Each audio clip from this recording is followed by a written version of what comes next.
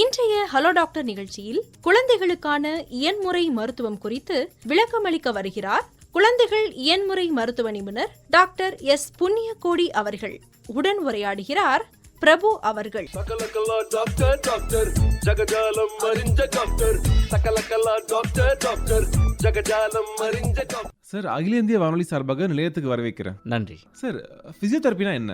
Physiotherapy அப்படின்றது பார்த்தீங்க அப்படின்னாக்கா ஃபிசிக்கல் மொடாலிட்டிஸ் யூஸ் பண்ணி ட்ரீட்மெண்ட் செய்கிறது தான் வந்து ஃபிசியோதெரப்பி அப்படின்ட்டு. ஸோ ஃபிசிக்கல் மொடாலிட்டிஸ்னால் என்ன அப்படின்னு பார்த்தீங்கன்னாக்கா உங்களுக்கு எலக்ட்ரிக்கல் ஸ்டிமுலேஷன் வரும், இல்லை ஷார்ட் வேவ் அப்படின்ற மாதிரி யூஸ் பண்ணுவோம், அல்ட்ராசவுண்ட் யூஸ் பண்ணுவோம், லேசர் தெரப்பி அப்படின்றது யூஸ் பண்ணுவோம், இன்ஃப்ராரெட் ரேடியேஷன் வச்சு பண்ணுவோம். அதுக்கப்புறம் வந்து இந்த ஹாட் அண்ட் கோல்டு அந்த இது கான்ட்ராஸ்ட் பாத் அந்த மாதிரி வச்சு பண்ணுறது உண்டு.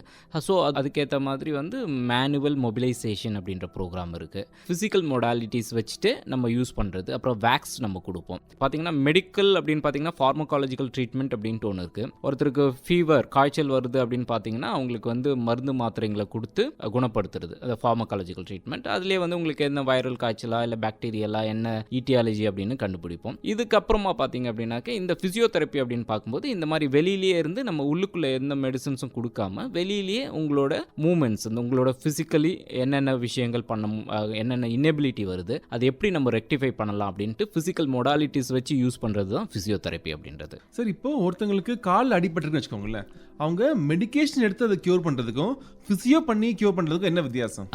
இல்லை, வித்தியாசம் அப்படின்றதே நம்ம சொல்லக்கூடாது. ஆக்சுவலி வந்து காலில் அடிபட்டுருச்சு அப்படின்னாக்கா இம்மீடியட்டாக வந்து அது என்ன மாதிரியான அடிபட்டிருக்கு அப்படின்றத நான் வந்து டயக்னோசிஸ் பண்ணணும். லைக் வந்து ஏதோ ஒரு கீழே விழுந்துட்டாங்க, ஒரு மேஜர் பெரிய ஆக்சிடென்ட் ஆகிடுச்சு அப்படின்னாக்கா நிச்சயமாக அவங்களுக்கு வந்து எலும்பு முறிவோ அந்த மாதிரி ஏதாவது ஆச்சுன்னா அதுக்கு இமீடியட்டாக வந்து அதுக்கான சிகிச்சை செஞ்சுட்டு அதுக்கப்புறமா ஃபாலோடு பை ஃபிசியோ வரும். இல்லை அப்படின்னாக்கா நீங்கள் வந்து ஒரு காலில் அடிபட்டுச்சு, ஒரு சுளுக்கு மாதிரி ஆயிருக்கு, உங்களுக்கு நடக்கும்போது ஒரு பிரச்சனை இருக்குது அப்படின்னாக்கா நீங்கள் சப்போஸ் உங்களுக்கு உங்களோட மூமெண்ட்ஸில் எதுவும் பிரச்சனை இல்லை, பட் ஒரு டிஸ்கம்ஃபர்ட் மட்டும் இருக்குது, ஒரு பெயின் மட்டும் இருக்குது, உங்களோட நல்லா நடக்க முடியல, வெயிட் மட்டும் போட்டு நடக்க முடியல, கொஞ்சம் லிம்பிங் பண்ணுற மாதிரி இருக்குது, நான் நார்மலாக நடக்கிறதுக்கும் இப்போ அடிப்பட்டதுக்கு அப்புறமும் நடக்கிறதுக்கும் வந்து என்னோட கால் மூமெண்ட் வைக்கிறதே வந்து கொஞ்சம் ஒரு பிரச்சனையாக இருக்குது அப்படின்னு நீங்கள் ஃபீல் பண்ணிங்கன்னா நீங்கள் இம்மிடியேட்டாக வந்து நீங்கள் ஃபிசியோதெரப்பி நீங்கள் அணுகுனீங்கனாக்கா அவர் வந்து பார்த்துட்டு ஏதாவது இதில் வந்து ஜாயின்ஸ் ஏதாவது மூமெண்ட் இன்வால்வ் ஆகிருக்கா, இல்லை போன் ஏதாவது இன்வால்வ் ஆகிருக்கா அப்படின்றத பார்த்துட்டு அதை ஒரு கிராஸ் எக்ஸாமினேஷன் பண்ணிவிட்டு டிஃப்ரென்ஷியல் டயக்னோசிஸ் பண்ணிவிட்டு அதுக்கடுத்து இந்த வலிக்கு குறையிறதுக்கும் இந்த மூமெண்ட்ஸை வந்து உங்களை ஃபெசிலிட்டேட் பண்ணுறதுக்கும் அவர் ட்ரீட்மெண்ட் கொடுப்பாங்க. அதாவது மெடிசன்ஸ் கொடுத்து பண்ணுற தெரப்பிக்கும் ஃபிசியோதெரப்பிக்கும் என்ன டிஃப்ரென்ஸ் அப்படின்றதே இல்லை. ஸோ எல்லாமே ஃபாலோடு பை தான். ஒன்று மெடிசன்ஸ் ஆரம்பிச்சுட்டு இப்போ நான் சொன்ன மாதிரி ஒரு ஃப்ராக்சர் நடந்துடுச்சு அப்படின்னாக்கா ஃப்ராக்சர் அதுக்கான முதல் விஷயங்கள் பண்ணிவிட்டு மருத்துவ அறுவை சிகிச்சையோ இல்லை வேறு மாதிரியான சிகிச்சைகளோ பண்ணி முடிச்சுட்டு அதுக்கப்புறம் இந்த மூமெண்ட் கேரி பண்ணுறதுக்கு ஃபிசியோதெரப்பி ஃபாலோட் பை பண்ணணும். இல்லை இப்போ நமக்கு வந்து பெருசாக அறுவை சிகிச்சை அந்த மாதிரிலாம் ரொம்ப பெருசாக இதுவெல்லாம் நடக்கலை, ஒரு இன்ஜுரி பெருசாலாம் நடக்கலை, பட் ஆனால் ஒரு டிஸ்கம்ஃபர்ட் இருக்குது, ஒரு வலி இருக்குது, என்னால் செய்யக்கூடிய வேலைங்களே வந்து நார்மலாக என்னால் செய்ய முடியல அப்படின்ற விஷயத்தில் வந்து உங்களுக்கு ஒரு ஐடியா இருக்குது, இப்படி இந்த மாதிரி பிரச்சனை இருக்குது, இதுக்கு ஃபிசியோதெரப்பி பண்ணோம்னாக்கா பெட்டர் ஆகிடும் உங்களுக்கு தெரிஞ்சிருக்கு அப்படின்னா நீங்கள் டைரெக்டாக ஃபிசியோதெரப்பி நீங்கள் அணுகி அதுக்கான ட்ரீட்மெண்ட் எடுத்துக்கும் போது உங்களுக்கு நல்லாகும். சார், இப்போ ஒரு குழந்தைக்கு எதுக்கு ஃபிசியோதெரப்பி தேவைப்படும்? இப்போ பார்த்தீங்க அப்படின்னாக்கா இந்த குழந்தைங்களுக்கு ஃபிசியோதெரப்பி தேவைப்படுறது அது வந்து பீடியாட்ரிக் ஃபிசியோதெரப்பி அப்படின்ட்டு சொல்லுவோம்.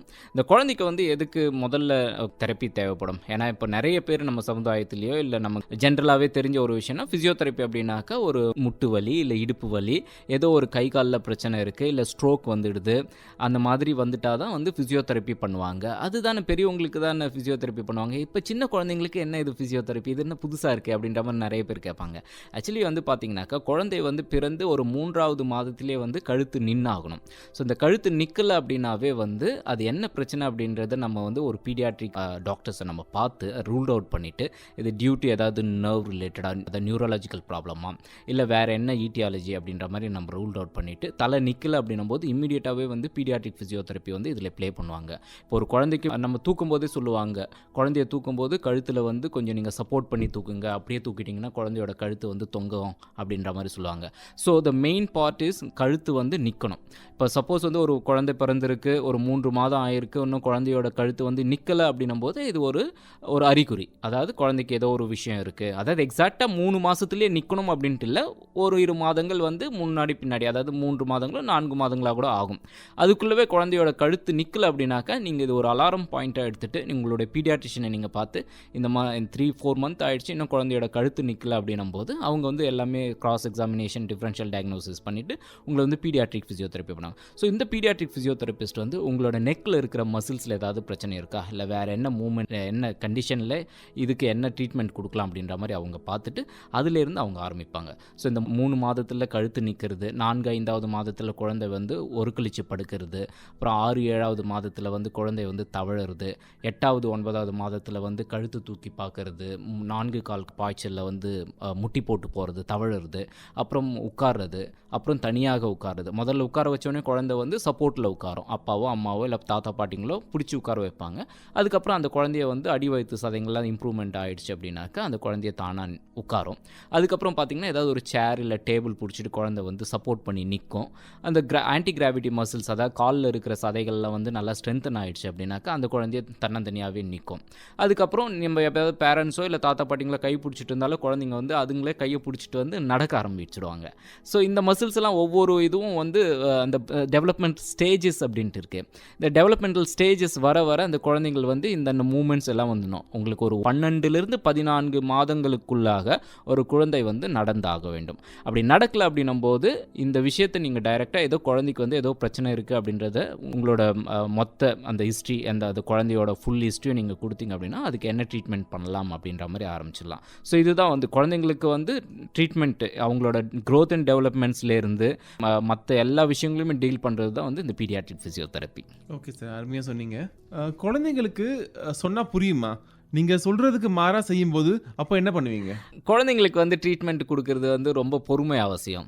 ஏன்னா பார்த்தீங்க அப்படின்னாக்கா இப்போ பெரியவங்களுக்கு ட்ரீட்மெண்ட் கொடுத்தோம்னாக்கா நம்ம வேர்பல், அதாவது அவங்களுக்கு வந்து இன்ஸ்ட்ரக்ஷன் கொடுத்துலாம். சார் இந்த மாதிரி ட்ரீட்மெண்ட் பண்ண போகிறோம், உங்களுக்கு கையில் வலி இருக்குது அப்படின்னா இதுக்கான இது ட்ரீட்மெண்ட் கொடுக்க போகிறோம், ஒரு 10லேருந்து 15 நிமிஷம் இப்படி தான் இருக்கும், பொறுத்துங்க. இல்லை ஏதாவது அதிகமாக இருந்தாலும் உங்களுக்கு ட்ரீட்மெண்ட் பண்ணும்போது வலி அதிகமாக இருக்குது, இல்லை ரொம்ப சூடாவோ இல்லை ஒரு டிஸ்கம்ஃபர்ட்டோ இருந்தாக்கா நீங்கள் சொல்லிடுங்க அப்படின்ட்டு நம்ம பெரியவங்களாக இருந்தாக்கா அவங்க கிட்ட சொல்லிவிட்டு அவங்களோட இன்புட்டை நம்ம கேட்டு வாங்கிக்கலாம்.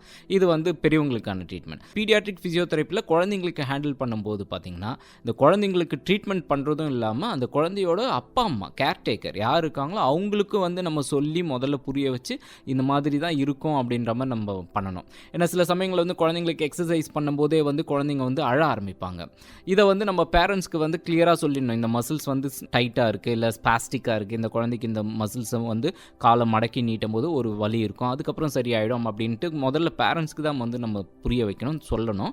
அதுக்கப்புறமா தான் குழந்தை. இல்லைனாக்கா இமீடியட்டாக நீங்கள் வந்து ட்ரீட்மெண்ட் ஆரம்பித்து இந்த மாதிரி குழந்தை அழுதுருச்சு அப்படின்னாக்கா அப்பா அம்மா என்ன நினச்சிக்குவாங்கன்னா இந்த ட்ரீட்மெண்ட்டே ஃபுல்லாக இந்த மாதிரி தான் இருக்கும் போல இருக்குது அப்படின்ட்டு அவங்களுக்கு ஒரு ஒப்பீனியன் வந்துடும். ஸோ நீங்கள் வந்து ஃபிசியோதெரப்பி பண்ணுறதுக்கு முன்னாடி என்ன பண்ண போகிறோம் இந்த குழந்தைக்கு, இதனால் இப்போ இமீடியட்டாக குழந்தை அழுமா இல்லை எப்படி கோஆப்ரேட் பண்ணுமா, எப்படி இருக்கும் அப்படின்றத சொல்லிடணும். சப்போஸ் நீங்கள் வந்து இந்த ட்ரீட்மெண்ட் முடிச்சிட்ட உடனே வீட்டுக்கு போனாலும் ஏதாவது வலி இருந்தாலும் அதுக்கு எப்படி நீங்கள் குழந்தைய வந்து கன்சோல் பண்ணணும் அப்படின்றதையும் நீங்கள் இமீடியட்டாக வந்து பேரண்ட்ஸ்க்கு நீங்கள் புரிய வச்சுட்டீங்க அப்படின்னாக்கா அந்த ட்ரீட்மெண்ட் வந்து ஈஸியாகிடும். சில சமயங்களில் குழந்தைங்க வந்து விளையாட தான் செய்வாங்க. ஏன்னா அவங்களோட கான்சன்ட்ரேஷன் லெவல் வந்து ரொம்ப அதிகமாக இருக்காது. ஏன்னா 10 நிமிடங்கள், 10 கூட இல்லை 5லேருந்து 8 நிமிடங்கள் வந்து நீங்கள் எதிர்பார்க்குற ரிசல்ட் கிடைச்சாலே பெரிய விஷயம். அதுக்கப்புறம் குழந்தைங்க வந்து கொஞ்சம் உங்கள் அறையில் இருக்கிற பொம்மைகளையோ இல்லை வேறு ஏதாவது ஆப்ஜெக்ட்ஸையோ பார்த்துட்டு கொஞ்சம் குஷி ஆவாங்க. ஸோ அதெல்லாமே பார்த்துட்டு வந்து நம்ம அதுக்கேற்ற மாதிரி குழந்தைய வந்து நம்ம ட்ரீட்மெண்ட் பண்ணிட்டு கொண்டு வரணும். அப்பா அம்மா கிட்டேயும் சொல்லி அவங்க ஏதாவது விளையாடுற பொம்மைங்க வீட்டில் இருந்தாலும் ட்ரீட்மெண்ட்க்கு வரும்போதே கொண்டு வந்துடுங்க. குழந்தை நடுவில் வந்து ஏதாவது கொஞ்சம் பிரச்சனை பண்ணுச்சு அப்படின்னாக்கா அந்த மாதிரி பொம்மை வச்சு விளையாடலாம், இல்லை வேறு என்ன கதை சொல்கிற மாதிரி சொல்லலாம், அந்த மாதிரிலாம் பண்ணுவோம். ஸோ இந்த மாதிரி தான் நம்ம வந்து குழந்தைங்களுக்கு வந்து ஃபிசியோதெரப்பி டீல் பண்ணணும். குழந்தைகளுக்கான இயன்முறை மருத்துவம் குறித்த இந்த ஹலோ டாக்டர் நிகழ்ச்சியில் ஒரு சின்ன பிரேக்.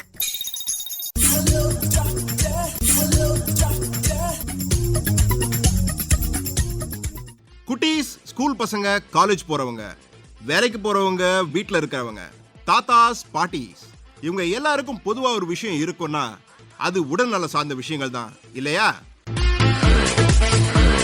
நீங்க வில்லாதி வில்லனா இருக்கலாம், அசகாய சூரனா இருக்கலாம், இல்ல வீராதி வீரனா கூட இருக்கலாம். ஆனா உடல் நலம் மட்டும் இல்லனா வாழ்க்கையில சந்தோஷம் துளியும் இருக்காது. ₹1 கூட செலவு இல்லாம உடல்நல சார்ந்த தகவல்களை மருத்துவர்கள், நிபுணர்கள் மூலமா தெரிஞ்சுக்க கேளுங்க.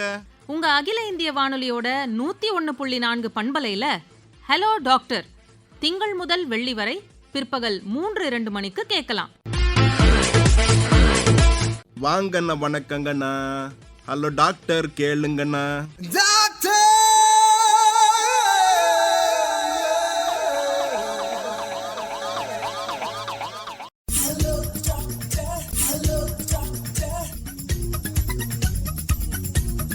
ஹலோ டாக்டர் நிகழ்ச்சி சிறிய இடைவேளைக்கு பிறகு தொடர்கிறது. ஸோ சைல்டு ஃபிசியோதெரப்பியில் பாதி சைல்டு சைக்காலஜியும் இருக்குது. நிச்சயமா. ஏன்னா ஒரு குழந்தைய பற்றி உங்களுக்கு புரிஞ்சுக்கினாதான், அதாவது வந்து நீங்கள் குழந்தைங்களுக்கு பீடியாட்ரிக் ஃபிசியோதெரப்பி பண்ணுறதுக்கு முன்னாடி வந்து அந்த குழந்தைய பற்றின ஒரு விஷயத்துக்கு நீங்கள் ஒரு கண்ணோட்டத்துக்கு நீங்கள் வந்தாகணும். அதாவது இந்த குழந்தைக்கு என்ன சாப்பாடு பிடிக்கும், இந்த குழந்தை எப்போ தூங்கும், இந்த குழந்தை யாரோடலாம் அட்டாச்சாக இருக்குது, அப்பா அம்மாவோட அட்டாச்சாக இருப்பாங்க, இல்லை தாத்தா பாட்டியோட இருப்பாங்க, இல்லை அத்தை மாமாவோட இருப்பாங்க. ஸோ இந்த மாதிரியான டீட்டெயில்ஸ்லாம் நீங்கள் கேதர் பண்ணிக்கணும். ஸோ அப்போ பார்த்தீங்க அப்படின்னா ஒரு குழந்தை இருக்குது, அந்த குழந்தை வந்து தாத்தாவோட தான் ரொம்ப அட்டாச்சாக இருக்குது அப்படின்னாக்கா, அப்போது இந்த மாதிரி எக்ஸசைஸ் பண்ணும்போது அந்த தாத்தாவும் வந்தாருனாக்கா கொஞ்சம் பெட்டராக இருக்கும். ஸோ நம்ம எக்ஸசைஸ் பண்ணும்போது கொஞ்சம் வலி இருக்கிற மாதிரியான ஸ்ட்ரெச்சஸோ இல்லை வேறு மாதிரியான எக்ஸசைஸ் பண்ணும்போது இந்த தாத்தாவும் கூட இருக்கும்போது இந்த குழந்தை ஃபீல் ப்ரொடெக்டட். ஓகே, என்னோட எல்லாருமே இருக்காங்க அப்படின்ற மாதிரி அது ஒரு மோரலாக கொஞ்சம் பூஸ்ட் பண்ணும் குழந்தைக்கு. அதே மாதிரி அந்த குழந்தைக்கு வந்து மூட் ஸ்விங் எப்படி இருக்கும், ஏன்னா சில குழந்தைங்க வந்து அழ ஆரம்பிச்சிட்டாங்கனாக்கா நிறுத்தவே மாட்டாங்க, அழுதுகிட்டே இருப்பாங்க.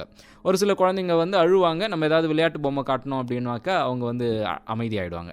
ஸோ இந்த விஷயங்கள் இந்த குழந்தைய பற்றின ஒரு முன்னோட்டத்துக்கு நீங்கள் வந்ததுக்கு அப்புறமா தான் நீங்கள் வந்து ஃபிசியோதெரப்பியை நீங்கள் ஸ்டார்ட் பண்ணணும்.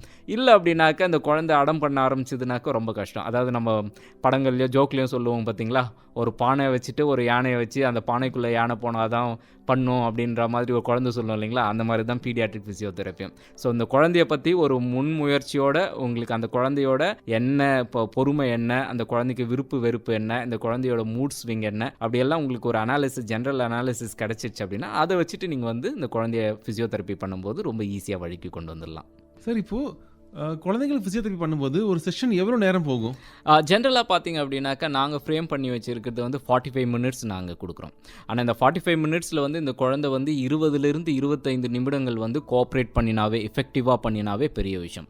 ஏன்னா திடீர்னு ஒரு மூமெண்ட்ஸ், ஒரு பேசிவ் மூமெண்ட்ஸ் பண்ணிகிட்ருக்குறோம், அந்த குழந்தைங்களுக்கு வந்து கை அசைவு இல்லை கால் அசைவு அந்த மாதிரி பண்ணிகிட்ருக்கோம் அப்படின்னா ஒரு மூமெண்ட்ஸ் ஒரு 5 நிமிஷம் பண்ணுது அப்படின்னாக்கா பண்ணி முடிச்சுட்டு கொஞ்ச நேரம் ரெஸ்ட் கொடுத்துடணும். அப்போ அந்த குழந்தைக்கு வந்து பொம்மையோ இல்லை அவங்க அப்பா அம்மாவோ இல்லை தாத்தா பாட்டியோ அவங்களோட கூட யார் பெட்டராக இருப்பாங்க அந்த குழந்தையோட இருந்தாங்கன்னா அந்த கம்பேனியனோட அவங்களோட கொஞ்சம் நேரம் விளையாட வைக்கணும்.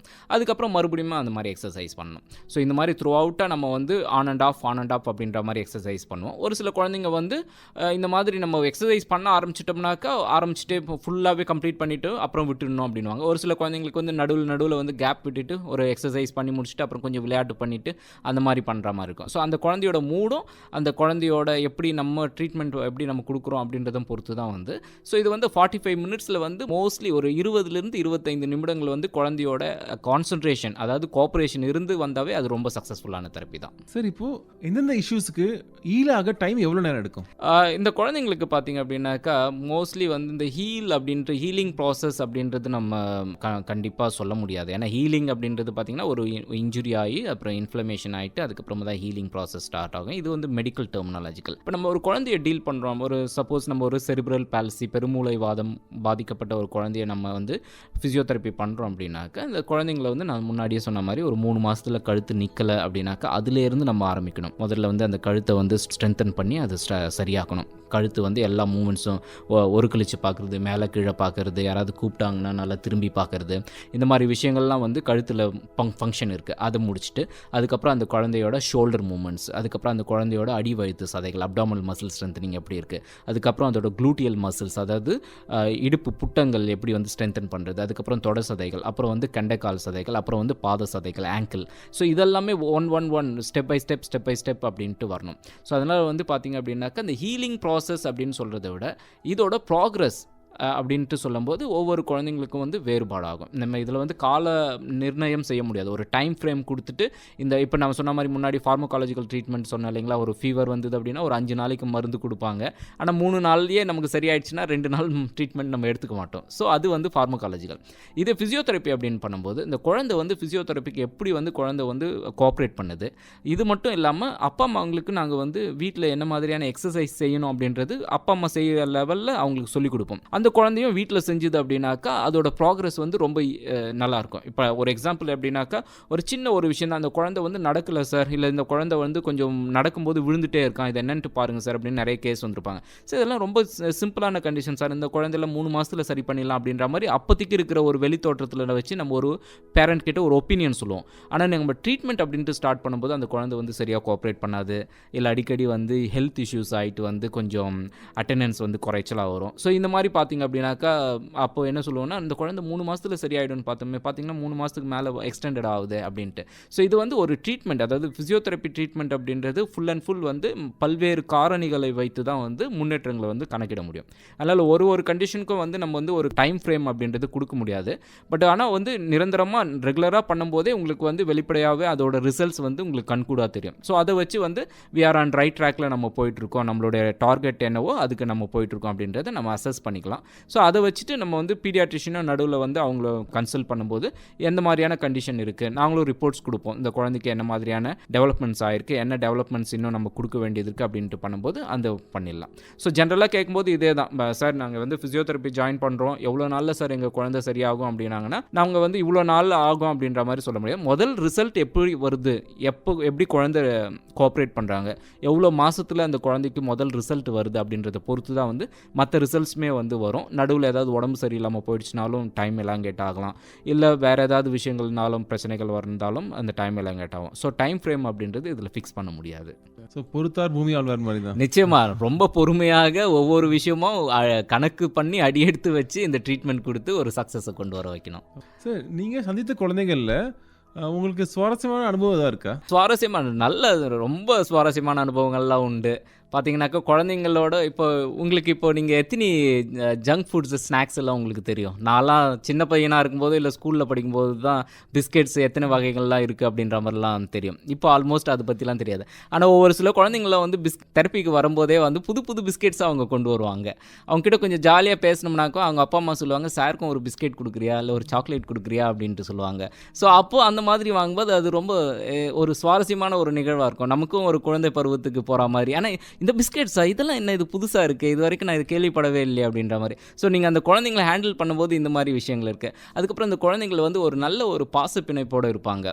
சில குழந்தைங்களை வந்து சார்ன்ட்டு கூப்பிடுவாங்க, சில குழந்தைங்களை வந்து மாமா அப்படின்ற மாதிரி சொல்லி கூப்பிடுவாங்க, ஒரு சில குழந்தைங்கள் வந்து நம்மளை பார்த்த உடனே சிரிப்பாங்க. ஸோ இந்த மாதிரியான விஷயங்கள்லாம் பார்க்கும்போது அதாவது ஃபிசியோதெரப்பி ஒரு டாக்டர்ன்ற லெவல்றதை விட அந்த குழந்தையோட ஒரு அந்யோன்யமாக ஒரு ரிலேஷன்ஷிப் பண்ணுறது அப்படின்ற மாதிரி சுவாரஸ்யமான நிகழ்வு அப்படின்ட்டு பார்க்கும்போது எனக்கு இப்போ ஒரு குழந்தை வந்து ஒரு 8-9 வருடங்களுக்கு முன்னாக ஒரு பெண் குழந்தை வந்தாங்க. இந்த குழந்தைக்கு வந்து கழுத்தில் கொஞ்சம் ப்ராப்ளம் இருந்தது, நடக்கிறதே இன்னும் ஸ்டார்ட் பண்ணல அப்படின்ட்டு. இப்போ அந்த குழந்தை வந்து ட்ரீட்மெண்ட் முடிச்சுட்டு இப்போ வந்து அந்த குழந்தை வந்து பரதநாட்டியம் வந்து அரங்கேற்றம் பண்ணியிருக்காங்க.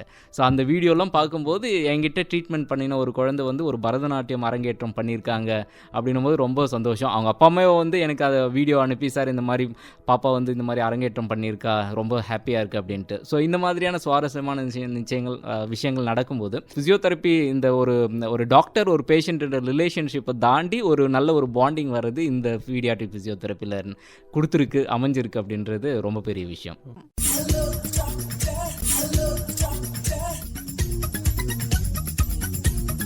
ஹலோ டாக்டர் நிகழ்ச்சி ஒரு சிறிய இடைவேளைக்கு பிறகு தொடரும். அதிசயமே அசந்து போகும் நீ எந்தன் அதிசயம். உலகத்துல எத்தனை அதிசயம் இருந்தாலும் அதிசயத்திற்கே அதிசயமா இருக்கிறது உடல் உறுப்பு தாங்க. அந்த வகையில இன்னைக்கு நாம பார்க்க போற அதிசயமான உறுப்பு என்னன்னு தெரியுமா? பற்கள் தான். டால்பினுக்கு 70க்கும் மேற்பட்ட பற்கள் இருந்தாலும் அது மெல்லவே மெல்லாதான். ஏன்னா பொக்க வைப்பாட்டி மாதிரி அப்படியே விழுங்கிடுமா. மனித பற்களின் கடிக்கும் திறன் எவ்வளவு தெரியுமா? 100 கிலோ ஆற்றலாம். குழந்தைகளோட பல்வளர்ச்சி கருவிலேயே உருவாயிடுதான். 6 முதல் 12 மாசங்கள்லயே தான் அவ வெளியே வருதான். மனிதன் தன் வாழ்நாள்ல சராசரியா எவ்வளவு நாள் பல் துளக்கிறதுக்கு செலவிடுறான்னு தெரியுமா? சராசரியா 38 நாட்களை மட்டும் பல் துளக்கிறதுக்காக செலவிடுறானா. மேல் தாடைய நம்மால அசைக்கவே முடியாதான். என்ன சொன்னதும் எல்லாரும் பண்ணி பாக்குறீங்க தானே? ஆமாங்க, மேல் தாடைய நம்மால அசைக்கவே முடியாதான். கொசுக்களுக்கு எத்தனை பல்லுன்னு தெரியுமா? எவ்வளவா இருக்கும்? ஒரு 2 இல்ல 3. கொசுக்களுக்கு மொத்தம் 42 பற்களாம். பா, அப்போ இனிமேல் உங்களை கொசு கடிச்சா அது புடிச்சு எத்தனை பல்லு இருக்குன்னு செக் பண்ணி பாத்துடுங்க. அதிசயமே அசந்து போகும் நீ எந்த அதிசயம்.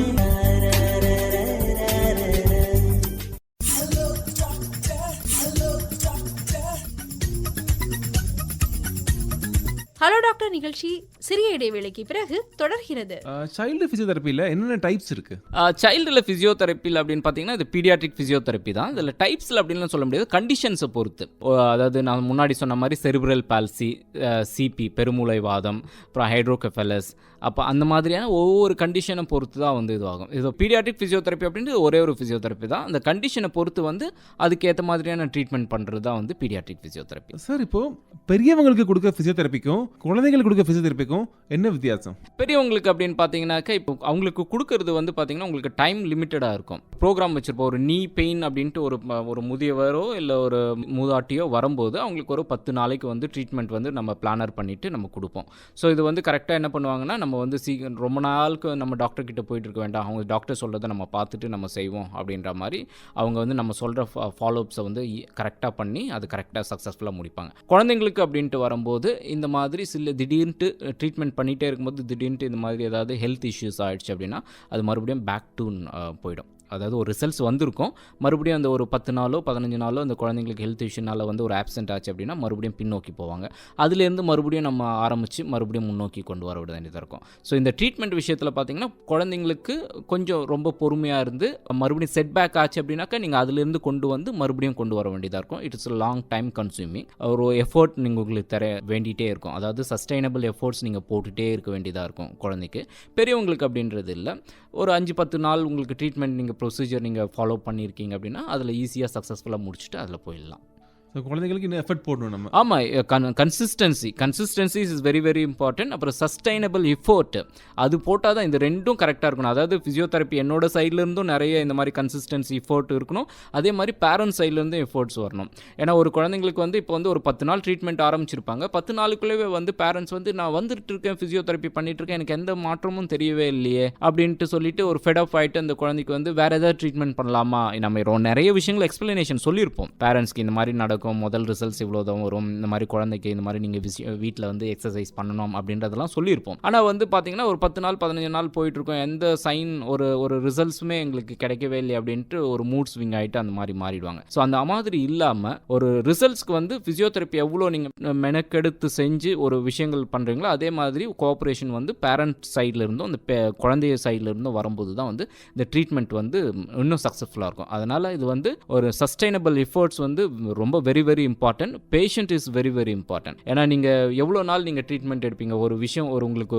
கை வலியோ முழங்கை வலியோ இல்லை முட்டி வலியோ வந்ததுனாக்கா ஹார்ட்லி ஒரு 10 நாள் ட்ரீட்மெண்ட் பண்ணிங்கனாக்கா இப்போ ரொம்ப பெரிய விஷயம் அதுவே. ஆனால் இந்த குழந்தைங்களுக்கு ட்ரீட்மெண்ட் அப்படின்னு இருக்கும்போது எனக்கு தெரிஞ்சு ஒரு சில குழந்தைங்கள் வந்து 3 ஆண்டுகள் 4 ஆண்டுகள் வந்து ஃபிசியோதெரப்பி வந்து அதுக்கான ட்ரீட்மெண்ட் எடுத்தவங்களாம் உண்டு. ஸோ இன்னொரு குழந்தை பார்த்தீங்க, நீங்கள் ஒரு சுவாரஸ்யமான நிகழ்ச்சிகள்லாம் சொன்னீங்க பார்த்தீங்களா, இன்னொரு குழந்தை ஒருத்த வந்து குளோபல் டெவலப்மெண்டல் டிலேன்னு வந்தாங்க. அந்த குழந்தை கிட்டத்தட்ட 11 வருஷம் வந்து ட்ரீட்மெண்ட் ஆரம்பிச்சாங்க. ஆல்மோஸ்ட் நான் வந்து இந்த துறைக்கு வந்து ஒரு 2-3 வருடங்களிலே அந்த குழந்தை வந்தான். இப்போ ஆல்மோஸ்ட் வந்து இப்போ அவன் ஆல்மோஸ்ட் ஒரு 9th ஸ்டாண்டர்ட் படிக்கிற லெவலில் போயிட்டு அந்த குழந்தை வந்து டிஸ்சார்ஜ் ஆகிருக்கான். ஸோ அந்த லெவலில் பார்க்கும்போது அந்த பேரண்ட்ஸோட எஃபர்ட், அவங்க நம்மளோட எந்த அளவுக்கு கோஆப்ரேட்டிவாக இருக்காங்க, அந்த குழந்தைக்கு நம்ம எப்படி ட்ரீட்மெண்ட் கொடுக்கணும் அப்படின்றது. ஸோ இந்த மாதிரியான விஷயங்கள்லாம் பார்க்கும்போது பேரண்ட்ஸ் சைட்லையும் ஃபிசியோதெரப்பி சைட்லேருந்தும் இந்த consistency effort is very important. Sir, இப்போ சில குழந்தைங்க பிசியோதெரப்பி பாதியில் டிஸ்கனெக்ட் பண்ணுறாங்கன்னு வச்சுக்கோங்களேன், அவங்க அடுத்தது என்ன பண்ணுவாங்க?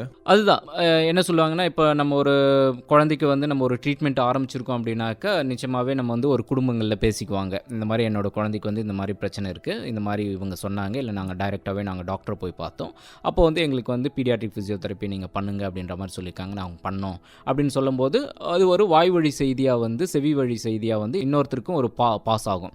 குழந்தைக்கு இந்த மாதிரி பிரச்சனையானாக்கா பீடியாட்ரிக் ஃபிசியோதெரப்பி போய் பார்க்கணும் அப்படின்றது இது வந்து ஒரு பாசிட்டிவ். இதே நெகட்டிவ் அப்படின்னு பார்த்தீங்கன்னாக்கா நீங்கள் சொன்ன மாதிரி திடீர்னு பார்த்துட்டே இருப்பாங்க, திடீர்னு நின்றுட்டு வந்து என்ன பண்ணுவாங்கன்னா மறுபடியும் வேறு ஏதாவது ட்ரீட்மெண்ட் கிடைக்குமா, இதுக்கு வேறு இதை விட பெட்டராக வேறு என்ன இருக்குது அப்படின்ற மாதிரி வேறு எங்கெங்கேயோ அலைஞ்சு வேறு என்ன ட்ரீட்மெண்ட் பண்ணணும் அப்படின்ட்டு. அது எண்ட் ஆஃப் த டே பார்த்திங்க அப்படின்னாக்கா அந்த கரெக்டாக அவங்க கன்சல்ட் பண்ணிட்டு இருக்கிற அந்த பீடியாட்ரிஷியன் தான் வந்து கரெக்டாக கைட் பண்ணி அவங்களுக்கு வந்து இந்த ட்ரீட்மெண்ட் தான் இது தான் பண்ணணும் அப்படின்ட்டு சொல்லணும். ஒரு சில குழந்தைங்க வந்து அது எண்ட் ஆஃப் த டே இது என்னோட சைல்டு, நான் எப்படி வேணாலும் பண்ணி நான் கொண்டு வருவேன் அப்படின்னு அந்த ஸ்பிரிட் இருக்கணும். என்னோட குழந்தைக்கு நான் எப்படியும் பாசிட்டிவ் ரிசல்ட்ஸ் கொண்டு வந்து அவனை நார்மலுக்கு கொண்டு வந்துடணும், அந்த பாசிட்டிவ் ரிசல்ட் வரணும். ஆனால் அந்த பாசிட்டிவ் ரிசல்ட்டுக்காக வந்து உங்கள் குழந்தைங்கள வந்து என்ன சொல்கிறது, ஒரு கினியா பிக் அப்படின்னு சொல்லுவாங்க பார்த்தீங்களா, ஒரு பரிசோதனைக்கு உட்படுகின்ற எலி அப்படின்ட்டு சொல்லுவோம்.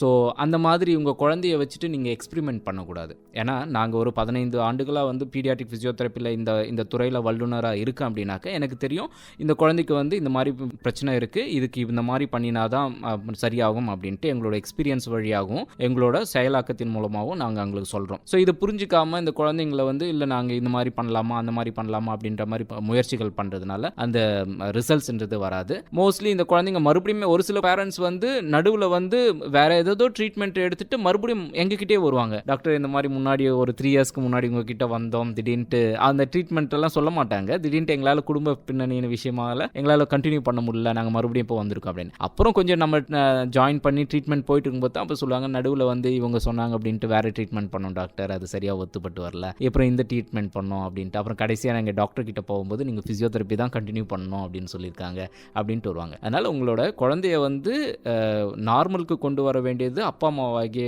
உங்களுக்கு தான் ரொம்ப பெரிய பொறுப்பு. ஆனால் எக்ஸ்பெரிமெண்ட் பண்ண வேண்டாம். உங்கள் குழந்தைய வச்சு இந்த விஷயத்த பண்ணலாமா அந்த விஷயத்த பண்ணலாமா அப்படின்ட்டு எக்ஸ்பெரிமெண்ட் பண்ணிக்க வேண்டாம். எல்லா விஷயத்தையும் நான் எக்ஸ்பெரிமெண்ட் பண்ணி தான் நான் வந்து அதெல்லாம் உணர்ந்து தான் நான் வந்து மேலே வருவேன் அப்படின்னாக்கா we cannot do anything. அதனால் ஒரு விஷயங்கள் நடக்குது, ஒரு பீடியாட்ரிக் ஃபிசியோதெரபிஸ்டோ இல்லை ஒரு டாக்டர்ஸோ உங்களுக்கு வந்து ஒரு விஷயங்கள் கொடுக்கும்போது அதை எடுத்துட்டு நீங்கள் ஃபாலோ பண்ணுங்க. சப்போஸ் நீங்கள் அந்த விஷயத்தை ஃபாலோ பண்ணிட்டு இருக்கும்போது உங்களுக்கு எதிர்பார்த்த ரிசல்ட்ஸ் வரல அப்படின்னா மறுபடியும் நீங்கள் அவங்ககிட்டே டாக்டர்ஸ் கிட்டே பீடியாட்ரிக் ஃபிசியோதெரபிஸ்ட் நீங்கள் கிட்ட கேளுங்க என்ன அப்படின்ட்டு. மறுபடியும் அவங்க வந்து தே கேன் அகெயின் அவங்க வந்து ரீஸ்ட்ரக்சர் பண்ணுவாங்க உங்களோட ட்ரீட்மெண்ட் ப்ரோக்ராம் என்ன பண்ணலாம் அப்படின்ற. ஸோ அந்த மாதிரி பண்ணும்போது தான் வந்து நமக்கு பாசிட்டிவ் ரிசல்ட் வருமே தவிர ஒரு ட்ரீட்மெண்ட் ஆரம்பிச்சிட்டோம் ஆனால் நமக்கு வந்து ஒரு ரிசல்ட் இல்லை அதனால நம்ம வந்து ட்ராப் ஆகிடுவோம் வேற ஏதாவது போயிடுவோம் அப்படின்னு வேற ஏதாவது ட்ரீட்மெண்ட் எடுப்போம் அப்படின்னாக்கா நம்ம எதிர்பார்த்த ரிசல்ட்ஸ் வர்றது ரொம்ப கஷ்டம்.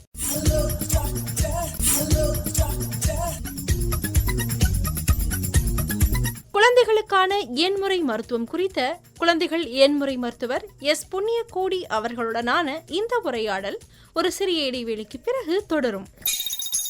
அதிசயம் அதிசயமே அசந்து போகும் நீ எந்தன் அதிசயம்.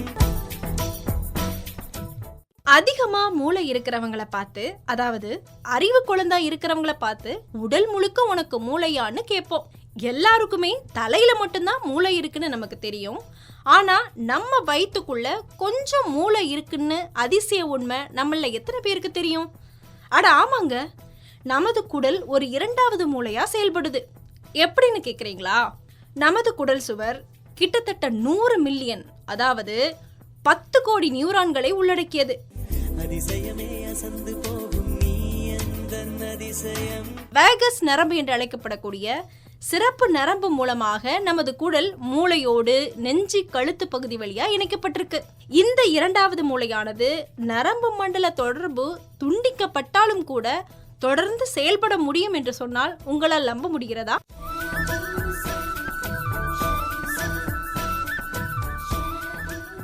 உங்கள் மூளை உங்கள் குடலுடன் தொடர்பு கொள்ள முடியாத சூழலிலும் கூட உங்கள் குடல் சுவரில் உள்ள நியூரான்கள் நம் செரிமான பாதை தானாகவே செயல்பட தேவையான அனைத்து தகவல்களையும் தற்சார்பாக அனுப்ப முடியும் என்பது உண்மையிலேயே ஒரு மருத்துவ அதிசயம்தானே. அதிசயமே அசந்து போகும் நீ எந்தன் அதிசயம்.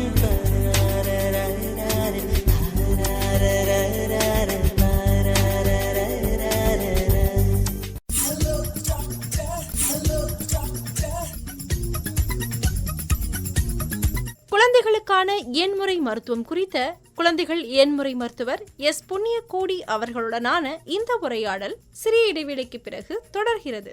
டாக்டர், இப்போ ஒரு குழந்தைக்கு எப்படி புரிய வைப்பீங்க இதான் பிசியோதெரப்பி, நீ இதை பண்ணணும், இதனால உனக்கு இந்த பெனிஃபிட் இருக்குன்னு எப்படி புரிய வைப்பீங்க? இப்போ எதையுமே வந்து நம்ம வந்து டைரெக்டாக வந்து பெரியவங்களாக இருந்தாக்க நம்ம டைரெக்டாக எல்லா விஷயத்தையும் சொல்லிடலாம்.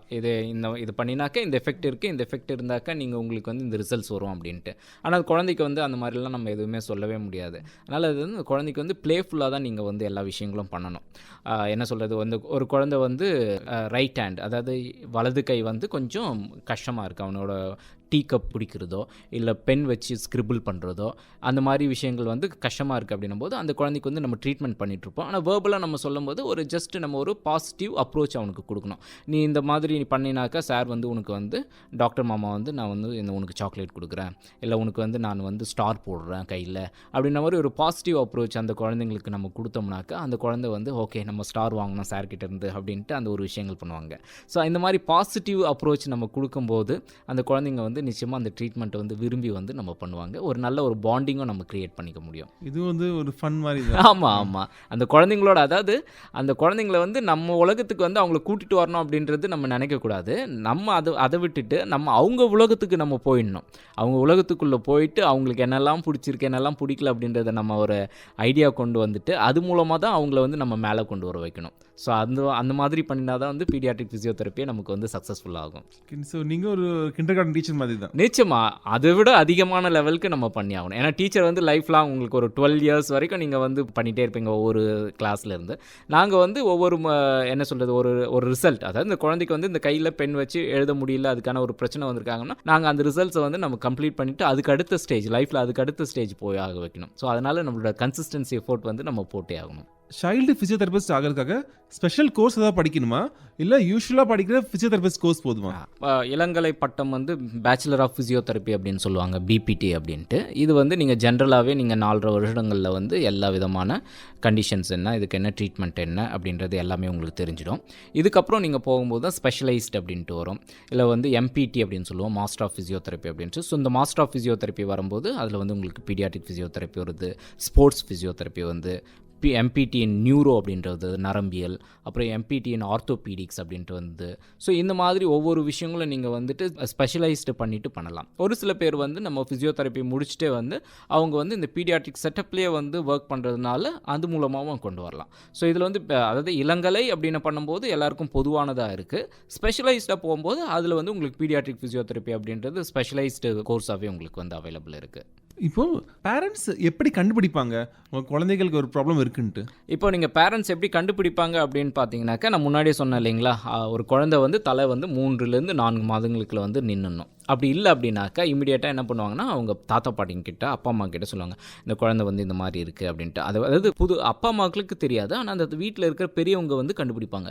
குழந்தைக்கு 6 மாதம் ஆகுது, இன்னும் முட்டி போடவே இல்லையே, இன்னும் ஒரு கழிச்சு படக்கவே இல்லையே, என்ன பிரச்சனை இருக்கும் அப்படின்ட்டு வீட்டில் இருக்கிற பெரியவங்க தான் வந்து அதை கண்டுபிடிப்பாங்க. அதே மாதிரி வந்து நம்ம ஒரு கல்யாணம் ஆகிருக்கிற ஒரு புது தம்பதியாக இருக்காங்க, இன்னொருத்தருக்கு வந்து ஒரு குழந்தை பிறந்திருக்கு அப்படின்னாக்கா அவங்க வந்து இவங்க கிட்ட பேசி தெரிஞ்சுக்கணும். உன் குழந்தை என்ன மாதிரி பண்ணுறான், எத்தனை மந்த் ஆகுது, எவ்வளோ மாதங்கள் ஆகுது, இப்போ என்ன குழந்தை என்ன பண்ணுது அப்படின்ட்டு பண்ணும்போது இந்த புது மன தம்பதிகளுக்கு வந்து இந்த குழந்தை வந்து 3 மாதத்தில் வந்து கழுத்து நிற்கணுமா, 4-5வது மாதத்தில் வந்து குழந்தை வந்து ஒரு கழிச்சு படுக்கணுமா, 7வது மாதத்தில் வந்து முட்டி போட்டு தவழணுமா அப்படின்ற ஒரு ஐடியா கிடைக்கும். ஸோ இந்த மாதிரி நம்மளோட பியர் குரூப் ஷேரிங் பண்ணும்போது, அதாவது நம்மளோட ஒத்த வயது உடையோர இருக்கிறவங்க கிட்ட வந்து இந்த விஷயங்கள் நம்ம கலந்து பேசிக்க போகும்போது இந்த மாதிரி விஷயங்கள்லாம் நடக்கும் அப்படின்ற ஒரு ஐடியா வரும். அதுவும் இல்லாமல் உங்களோட குடும்பத்தில் இருக்கிற உங்களோட குடும்ப உறுப்பினர்கள் கிட்ட வந்து அந்த ஐடியாக்கள் வரும். இல்லை இது எதுவுமே இல்லை, நம்ம வந்து இப்போ வந்து 21st centuryல இருக்கோம், இப்போ நம்ம எல்லாம் இந்த கூட்டு குடும்பத்திலேருந்து நியூக்ளியர் ஃபேமிலிக்கு வந்தாச்சு அப்படின்ட்டு வரும்போது ஒரு அப்பா அம்மா ஒரு குழந்தை அப்படின்ட்டு இருக்கும்போது இந்த குழந்தைக்கு பிரச்சனை இருக்குது அப்படின்னாக்கா இம்மிடியேட்டாக நீங்கள் வந்து டாக்டரை நீங்கள் கன்சல்ட் பண்ணி என்ன கண்டிஷன் என்ன பிரச்சனை அப்படின்றது நீங்கள் சொல்லிட்டீங்கன்னாக்கா அதுக்கு அவர் வந்து கரெக்டான தீர்வை வந்து கொடுத்துருவார். ஃபிசியோதெரப்பி ஒர்க் ஆகலைன்னா நெக்ஸ்ட் ஸ்டெப் என்ன?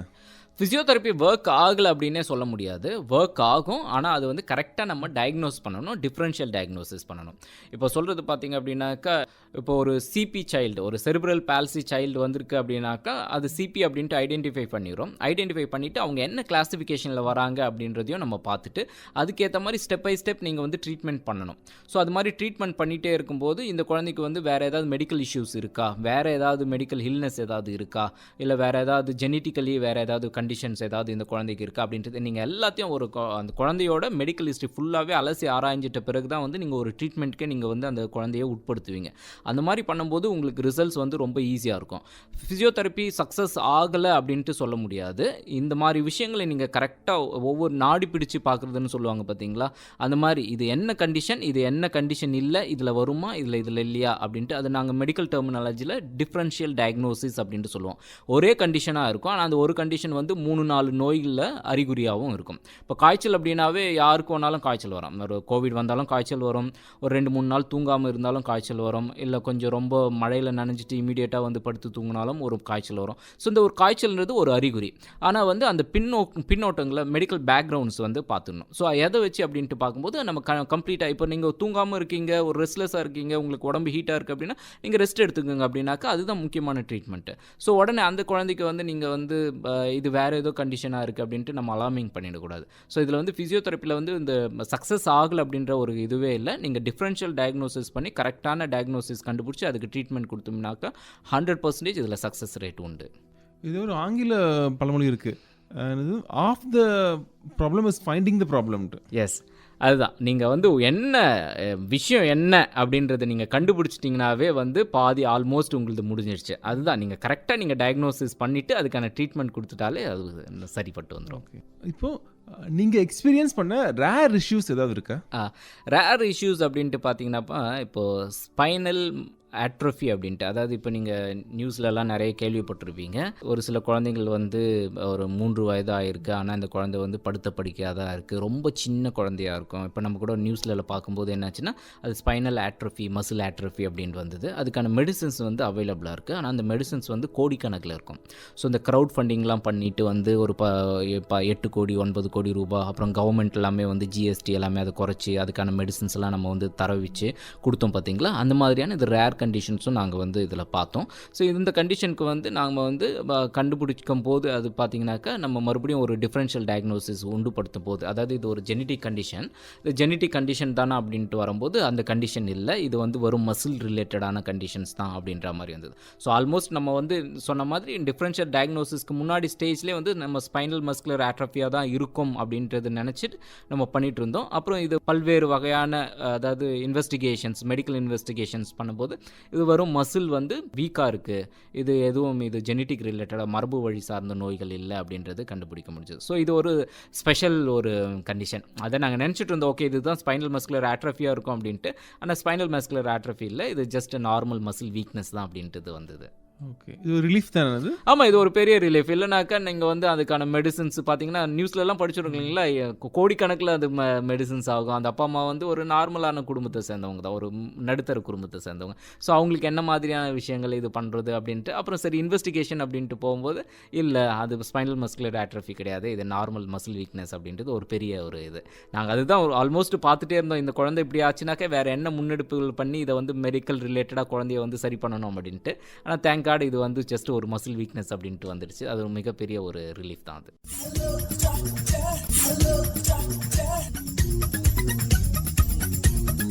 ஹலோ டாக்டர் நிகழ்ச்சியில் இதுவரை குழந்தைகளுக்கான இயன்முறை மருத்துவம் குறித்து விளக்கமளித்தவர் குழந்தைகள் இயன்முறை மருத்துவர் டாக்டர் எஸ். புண்ணியகோடி அவர்கள். உடன் உரையாடியவர் பிரபு அவர்கள்.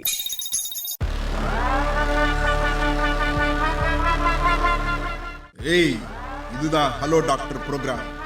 மண்டே டு ஃப்ரைடே பிற்பகல் 3 மணிக்கு கப்சிப்புன்னு கேட்கணும். அகில இந்திய வானொலியோட மத்திய அலை 720 கிலோஹெர்ட்ஸ் 101.4 பண்பலை அலைவரிசையில் கேட்கணும். அதை விட்டுட்டு கேட்காம இருந்தீங்க, ஃப்ரீயா கிடைக்கிற ஹெல்த் இன்ஃபர்மேஷனை மிஸ் பண்ணிடுவீங்க. ஹுக்கும் டாக்டர் கா ஹுக்கும். கொஞ்சம் மெதுவா சொல்லலாம்ல. கண்ணா, மெதுவா சொல்ற டைம் முடிஞ்சு போச்சு. ஹுக்கும் டாக்டர் கா ஹுக்கும்.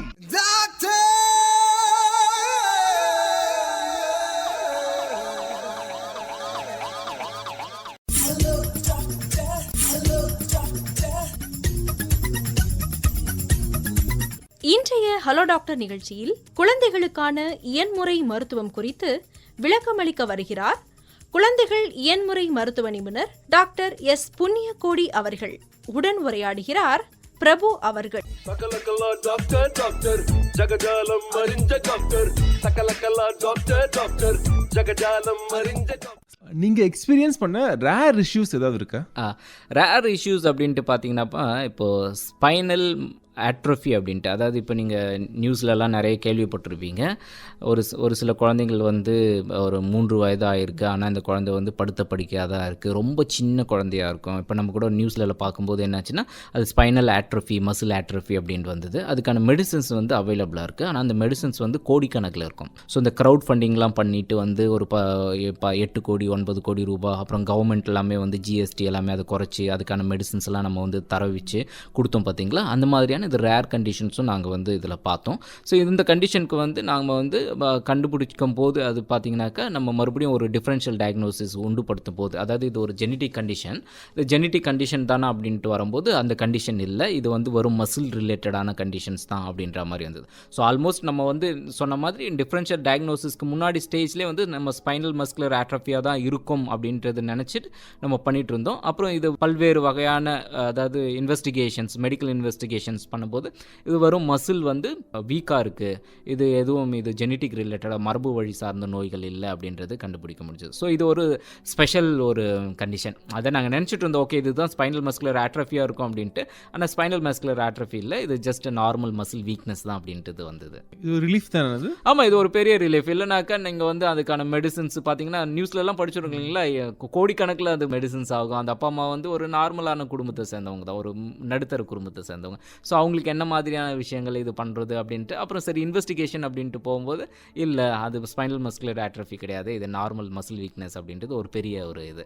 நாங்கள் அதுதான் ஆல்மோஸ்ட் பார்த்துட்டே இருந்தோம், இந்த குழந்தை இப்படி ஆச்சுனாக்கா வேறு என்ன முன்னெடுப்புகள் பண்ணி இதை வந்து மெடிக்கல் ரிலேட்டடாக குழந்தைய வந்து சரி பண்ணணும் அப்படின்ட்டு.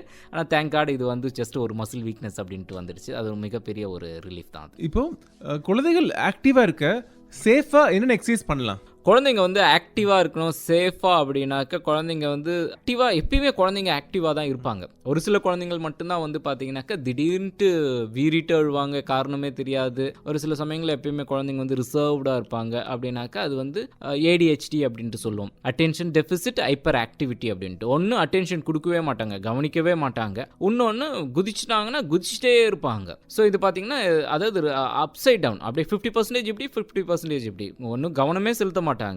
இல்லை அவங்களுக்கு பிடிச்ச விஷயம்னாக்கா அது மாட்டு பண்ணிகிட்டே இருப்பாங்க, குதிச்சுட்டே இருப்பாங்க. ஸோ இதில் வந்து சேஃப் அண்ட் ஆக்டிவாக இருக்கணும். என்ன ஃபிசியோதெரப்பி எக்ஸசைஸ் பண்ணால் எந்த ஃபிசியோதெரப்பி எக்ஸசைஸுமே இல்லை. அந்த குழந்தைய வந்து நீங்கள் என்ன வீட்டில் பண்ணுறீங்களோ, அதாவது பேரண்ட்ஸ் வந்து என்ன வீட்டில் பண்ணுறாங்களோ அதுதான் இந்த குழந்தைங்கள் வந்து கண்காணித்து அதை வந்து அவங்க ரோல் மாடல் பண்ணி ரீப்ரொடியூஸ் பண்ணுறாங்க. குழந்தைங்கள் எல்லாமே வந்து ஒரு லைவ் வீடியோ ரெக்கார்டர் மாதிரி. குழந்தைங்களுக்கு முன்னாடி நம்ம என்னென்ன விஷயங்கள் பண்ணுறோமோ அது எல்லாமே வந்து ரீப்ரொடியூஸ் பண்ணி அவங்க பண்ணுவாங்க. அதனால் இந்த குழந்தை வந்து உங்களை தான் வந்து ரோல் மாடலாக எடுத்துக்க போகுது. அதனால் அந்த குழந்தைக்கு முன்னாடி உங்கள் குழந்தைய ரொம்ப ஹெல்த்தியாகவும் நல்லாவும் அந்த சேஃப் அண்ட் ஆக்டிவாக இருக்கணும்னாக்கா நீங்கள் முதல்ல வந்து அப்பா அம்மா வந்து இல்லை சுற்றார்கள் வந்து அவங்கள அந்த குழந்தைங்களுக்கு வந்து நல்ல விஷயங்களை கொண்டு வரதுக்கு காலையில் எழுந்த உடனே நியூஸ் பேப்பர் படிக்கிறதோ இல்லை வீட்டில் எக்ஸசைஸ் பண்ணுறதோ அந்த மாதிரியான விஷயங்கள் வந்து இன்கல்கேட் பண்ணும்போது இந்த குழந்தையும் வந்து ஓகே இதுதான் நம்ம ஃபாலோ பண்ணணும், இதுதான் ப்ரொசீஜர் அப்படின்றது அந்த குழந்தைய ஃபாலோ பண்ணிச்சு அப்படின்னாக்கா அந்த குழந்தை வந்து சேஃப் அண்ட் ஆக்டிவ் தான். ஃபிசியோதெரப்பியில் இதுக்குன்ட்டு ஸ்பெசிஃபிக்காக எதுவும் கிடையாது. நீங்கள் ஆல்மோஸ்ட் ஸ்கூலில் ஜாயின் பண்ணினாலே உங்களுக்கு வந்து ஃபிசிக்கல் ட்ரைனிங் PT கிளாஸஸ் அப்படின்ட்டு வரும்போது அதுலேயே ஆல்மோஸ்ட் குழந்தைங்க வந்து நல்லா இது பண்ணுவாங்க. இதுக்குன்ட்டு தனியாக ஒரு இதுவெல்லாம் கிடையாது. ஆனால் இந்த மாதிரி ஏதாவது ADHDயோ இல்லை மற்ற வேறு ஏதாவது கண்டிஷனோ இருக்கும்போது அதுக்கு நீங்கள் வந்து ஸ்பெஷலைஸ்டாக நீங்கள் வந்து ஃபிசியோதெரப்பி பண்ணணும். ஸோ இப்போ குழந்தைங்களுக்கு பிறப்பால் சில இஷ்யூஸ் வரும், அதை நம்மளால தடுக்க முடியாது. குழந்தைங்க விளையாடுறாங்க இல்லை நார்மலாக இருக்காங்க, அப்போது தவறி விழுந்து வர இஷ்யூஸ் அதெல்லாம் என்னென்ன? ஸோ அந்த மாதிரி அதாவது குழந்தைங்கள் வந்து ஆக்டிவிட்டி ஃபாலோ பண்ணும்போது வர விஷயங்களை வந்து நம்ம தான் பேரண்ட்ஸ் வந்து கொஞ்சம் கண்ட்ரோல்டாக அவங்கள வந்து மானிட்டர் பண்ணி அந்த குழந்தைங்களுக்கு வந்து எந்த மாதிரியான விஷயங்கள் பண்ணினா பெட்டராக இருக்கும். இப்போ நம்ம ஒரு குழந்தை வந்து விளையாடிட்டே இருக்கு, தொடர்ந்து குதிச்சுட்டே இருக்கான் அப்படின்னாக்கா அப்போ அவங்க பக்கத்தில் வந்து ஒரு பெரிய ஹார்ட் சர்ஃபேஸஸ்லையோ இல்லை ஒரு மிகப்பெரிய ஒரு வெயிட் இருக்கிற ஆப்ஜெக்ட்ஸையோ அவன் பக்கத்தில் இல்லாமல் ஒரு சாஃப்ட் மெட்டீரியல்ஸ் இருக்கிற மாதிரி பெட்லையோ இல்லை சோஃபாலையோ அந்த மாதிரி குதிச்சானாக்கா சேஃப் தான். ஏதாவது விழுந்துட்டானா கூட சோஃபாவில் விழுந்தாக்கா ஈஸி தான், எதுவும் பெரிய அடிப்படாது. அதே பார்த்திங்க அப்படின்னா ஹார்ட் ஆப்ஜெக்ட்ஸ் ஏதாவது இருக்குது அப்படின்னும் போது அதில் போய் குழந்தை விழுந்துடுச்சு இல்லை தலையில் முட்டிட்டான் அப்படின்னாக்கா அது ஒரு பெரிய இன்ஜுரி ஆகிறதுக்கான வாய்ப்புகள் இருக்குது. அதனால் அதை வந்து நம்ம மானிட்டர் பண்ணி அதுக்கேற்ற மாதிரி அதை நம்ம வந்து வழிமுறைப்படுத்தும் போது இந்த மாதிரியான ஆக்சிடென்ட்ஸ் பை ப்ளே மூலமாக வர ஆக்சிடென்ட்ஸை நம்ம வந்து பெருவாரியாக நம்ம குறைக்க முடியும். சார் இப்போ எந்த இஷ்யூஸ்க்கு ஹாட் வாட்டர் ட்ரீட்மெண்ட் தரோம், எந்த இஷ்யூஸ்க்கு கோல்டு வாட்டர் ட்ரீட்மெண்ட் தரோம்? Hot and cold water treatment அப்படின்னும் போது அதாவது வேசோ கன்ஸ்ட்ரிக்ஷனுக்கு தேவைப்படுகின்ற கண்டிஷனுக்கு பொறுத்து வந்து நம்ம வந்து கோல்டு வாட்டர் ட்ரீட்மெண்ட் பண்ணலாம். ஹாட் வாட்டருக்கு வந்து இம்மீடியட்டாக உங்களுக்கு வந்து ரிசல்ட்ஸ் வரணும், உங்களுக்கு ரிலீஃப் கிடைக்கணும் அப்படின்னும் போது இந்த ஹாட் வாட்டர் அது யூஸ் பண்ணலாம். குழந்தைகளுக்கான இயன்முறை மருத்துவம் குறித்த இந்த ஹலோ டாக்டர் நிகழ்ச்சியில் ஒரு சின்ன பிரேக். ஒரே படபடப்பா இருக்கா? இனம் புரியாத வலியா? சுருக் சுருக்குன்னு குத்துற மாதிரி இருக்கா? இதெல்லாம் காதலின் அறிகுறி இல்லங்க, இருதயம் சம்பந்தமான நோய்களுக்கான அறிகுறிகளா கூட இருக்கலாம்.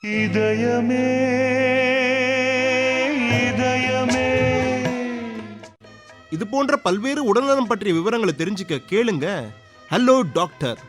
Hello doctor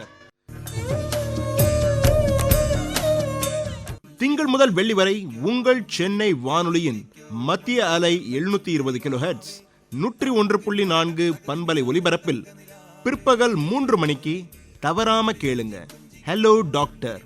hello doctor.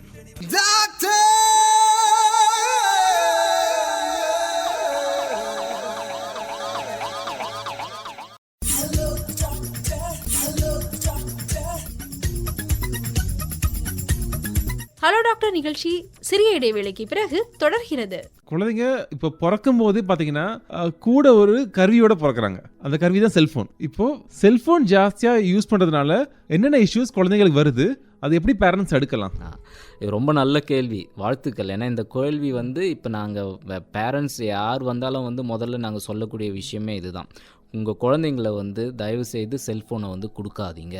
கொடுக்கறது மட்டும் இல்லாமல் பேரண்ட்ஸ் வந்து இந்த குழந்தை உங்களை அப்சர்வ் பண்ணிகிட்டு இருக்கும்போது, உங்களை கண்காணிக்கும் போது அந்த குழந்தைகளோட நீங்கள் பேசுங்க. அதை விட்டுட்டு நீங்கள் மொபைலில் ஏதாவது வேலை பார்க்குறது, லேப்டாப்பில் ஏதாவது வேலை பார்க்குறது அப்படின்னாக்கா அது வந்து குழந்தை வந்து மறுபடியும் ரீப்ரொடியூஸ் பண்ணும். அதாவது குழந்தை தான் வந்து ஒரு லைவ் வீடியோ ரெக்கார்டர். நீங்கள் என்ன விஷயங்கள் பண்ணுறீங்களோ அந்த குழந்தை வந்து ரீப்ரொடியூஸ் பண்ணும்.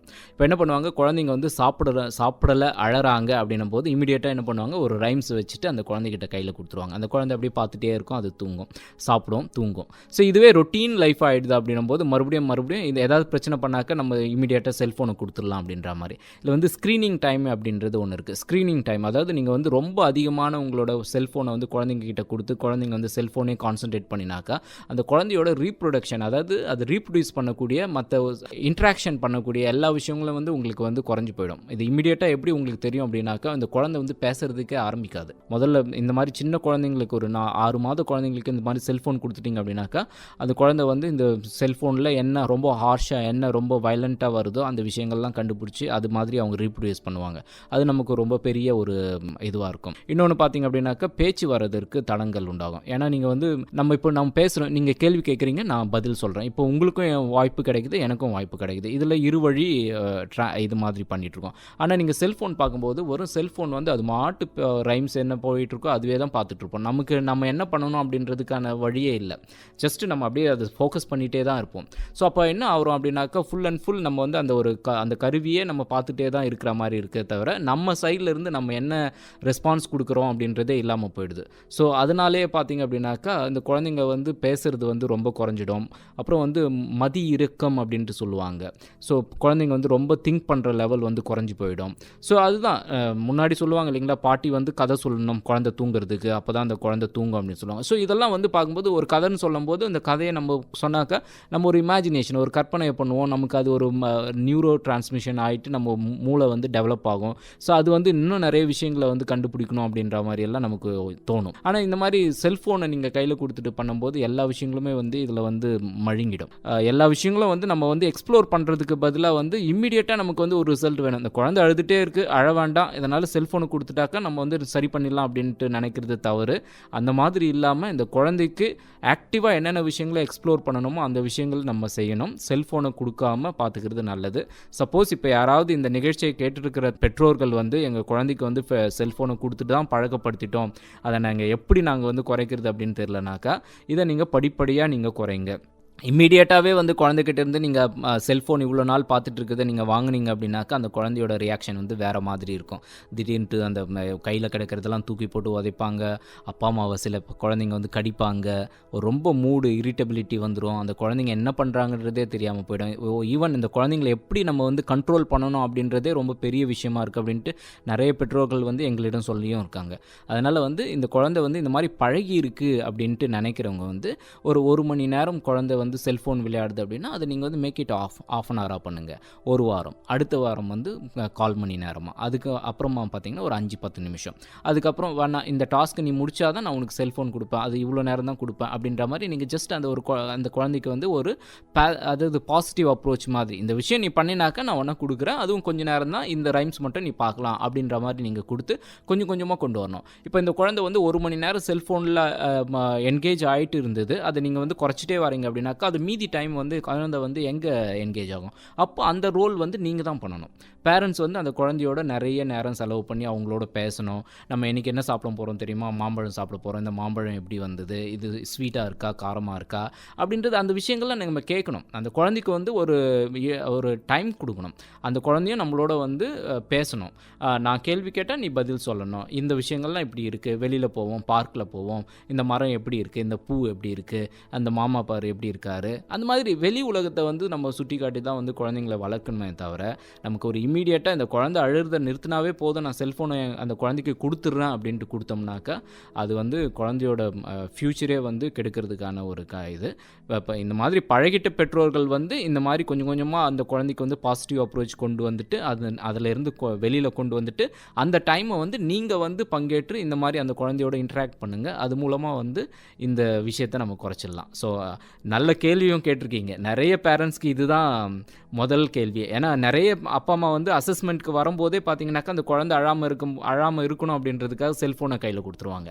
இன்னொன்று பார்த்தீங்க அப்படின்னாக்கா இப்போ 2 பேருமே இந்த கொரோனா டைமில் வந்து அப்பா அம்மா 2 பேருமே வந்து ஐடியில் ஒர்க் பண்ணுறாங்க, அவங்க வீட்டில் தான் ஒர்க் பண்ணுறாங்க, ஒர்க் ஃப்ரம் ஹோம் அப்படின்னாக்கா 2 பேரும் லேப்டாப்பில் வச்சுட்டு பண்ணிகிட்டே இருக்காங்க அப்படின்னா அந்த குழந்தையும் வந்து ஒரு சின்ன பொம்மையை வச்சுட்டு அதுவும் லேப்டாப் மாதிரியே வச்சுட்டு நானும் வேலை பண்ணுறேன் அப்படின்ற மாதிரி ரீப்ரொடியூஸ் பண்ணியிருக்கான்.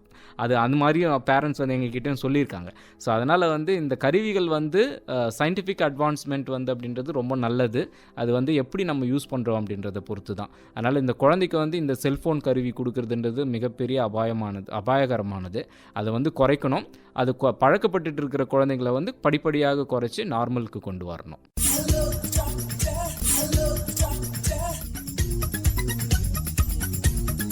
ஹலோ டாக்டர் நிகழ்ச்சி ஒரு சிறிய இடைவேளைக்கு பிறகு தொடரும். அதிசயம் அதிசயமே அசந்து போகும் நீ எந்தன் அதிசயம். ஒளி இல்லாம எதுவுமே தெரியாது. ஆனா நம்ம உடம்பே பயோலூமினிசன்ஸ், அதாவது மின்மினி பூச்சிகள், புழுக்கள் மாதிரி தானாவே ஒளிவிடக்கூடியது அப்படிங்கிறது எத்தனை பேருக்கு தெரியும்? ஒளியிலே தெரிவது தேவதையா? அட ஆமாங்க, ஒளியில தேவதை தெரியுதோ இல்லையோ அது காதலிக்கிறவங்களுக்கு தெரியும். ஆனா நம்ம உடம்பு எப்படி தானாவே ஒளி விடுது அப்படிங்கிற ஒரு உண்மையை தெரிஞ்சுக்கோங்க. செல் சுவாசத்தின் போது நம்மளோட உடல் வளர்ச்சிதை மாற்றம் நடக்குது. அப்படி நடக்கிற வளர்ச்சிதை மாற்ற எதிர்வினையால ஃப்ரீ ரேடிக்கல்ஸ் உற்பத்தியாகி நம்ம உடல் தானாவே ஒளிருது. அப்படின்னா இருட்டுல நம்ம லைட் இல்லாம போக முடியுமா அப்படின்னு கேட்காதீங்க.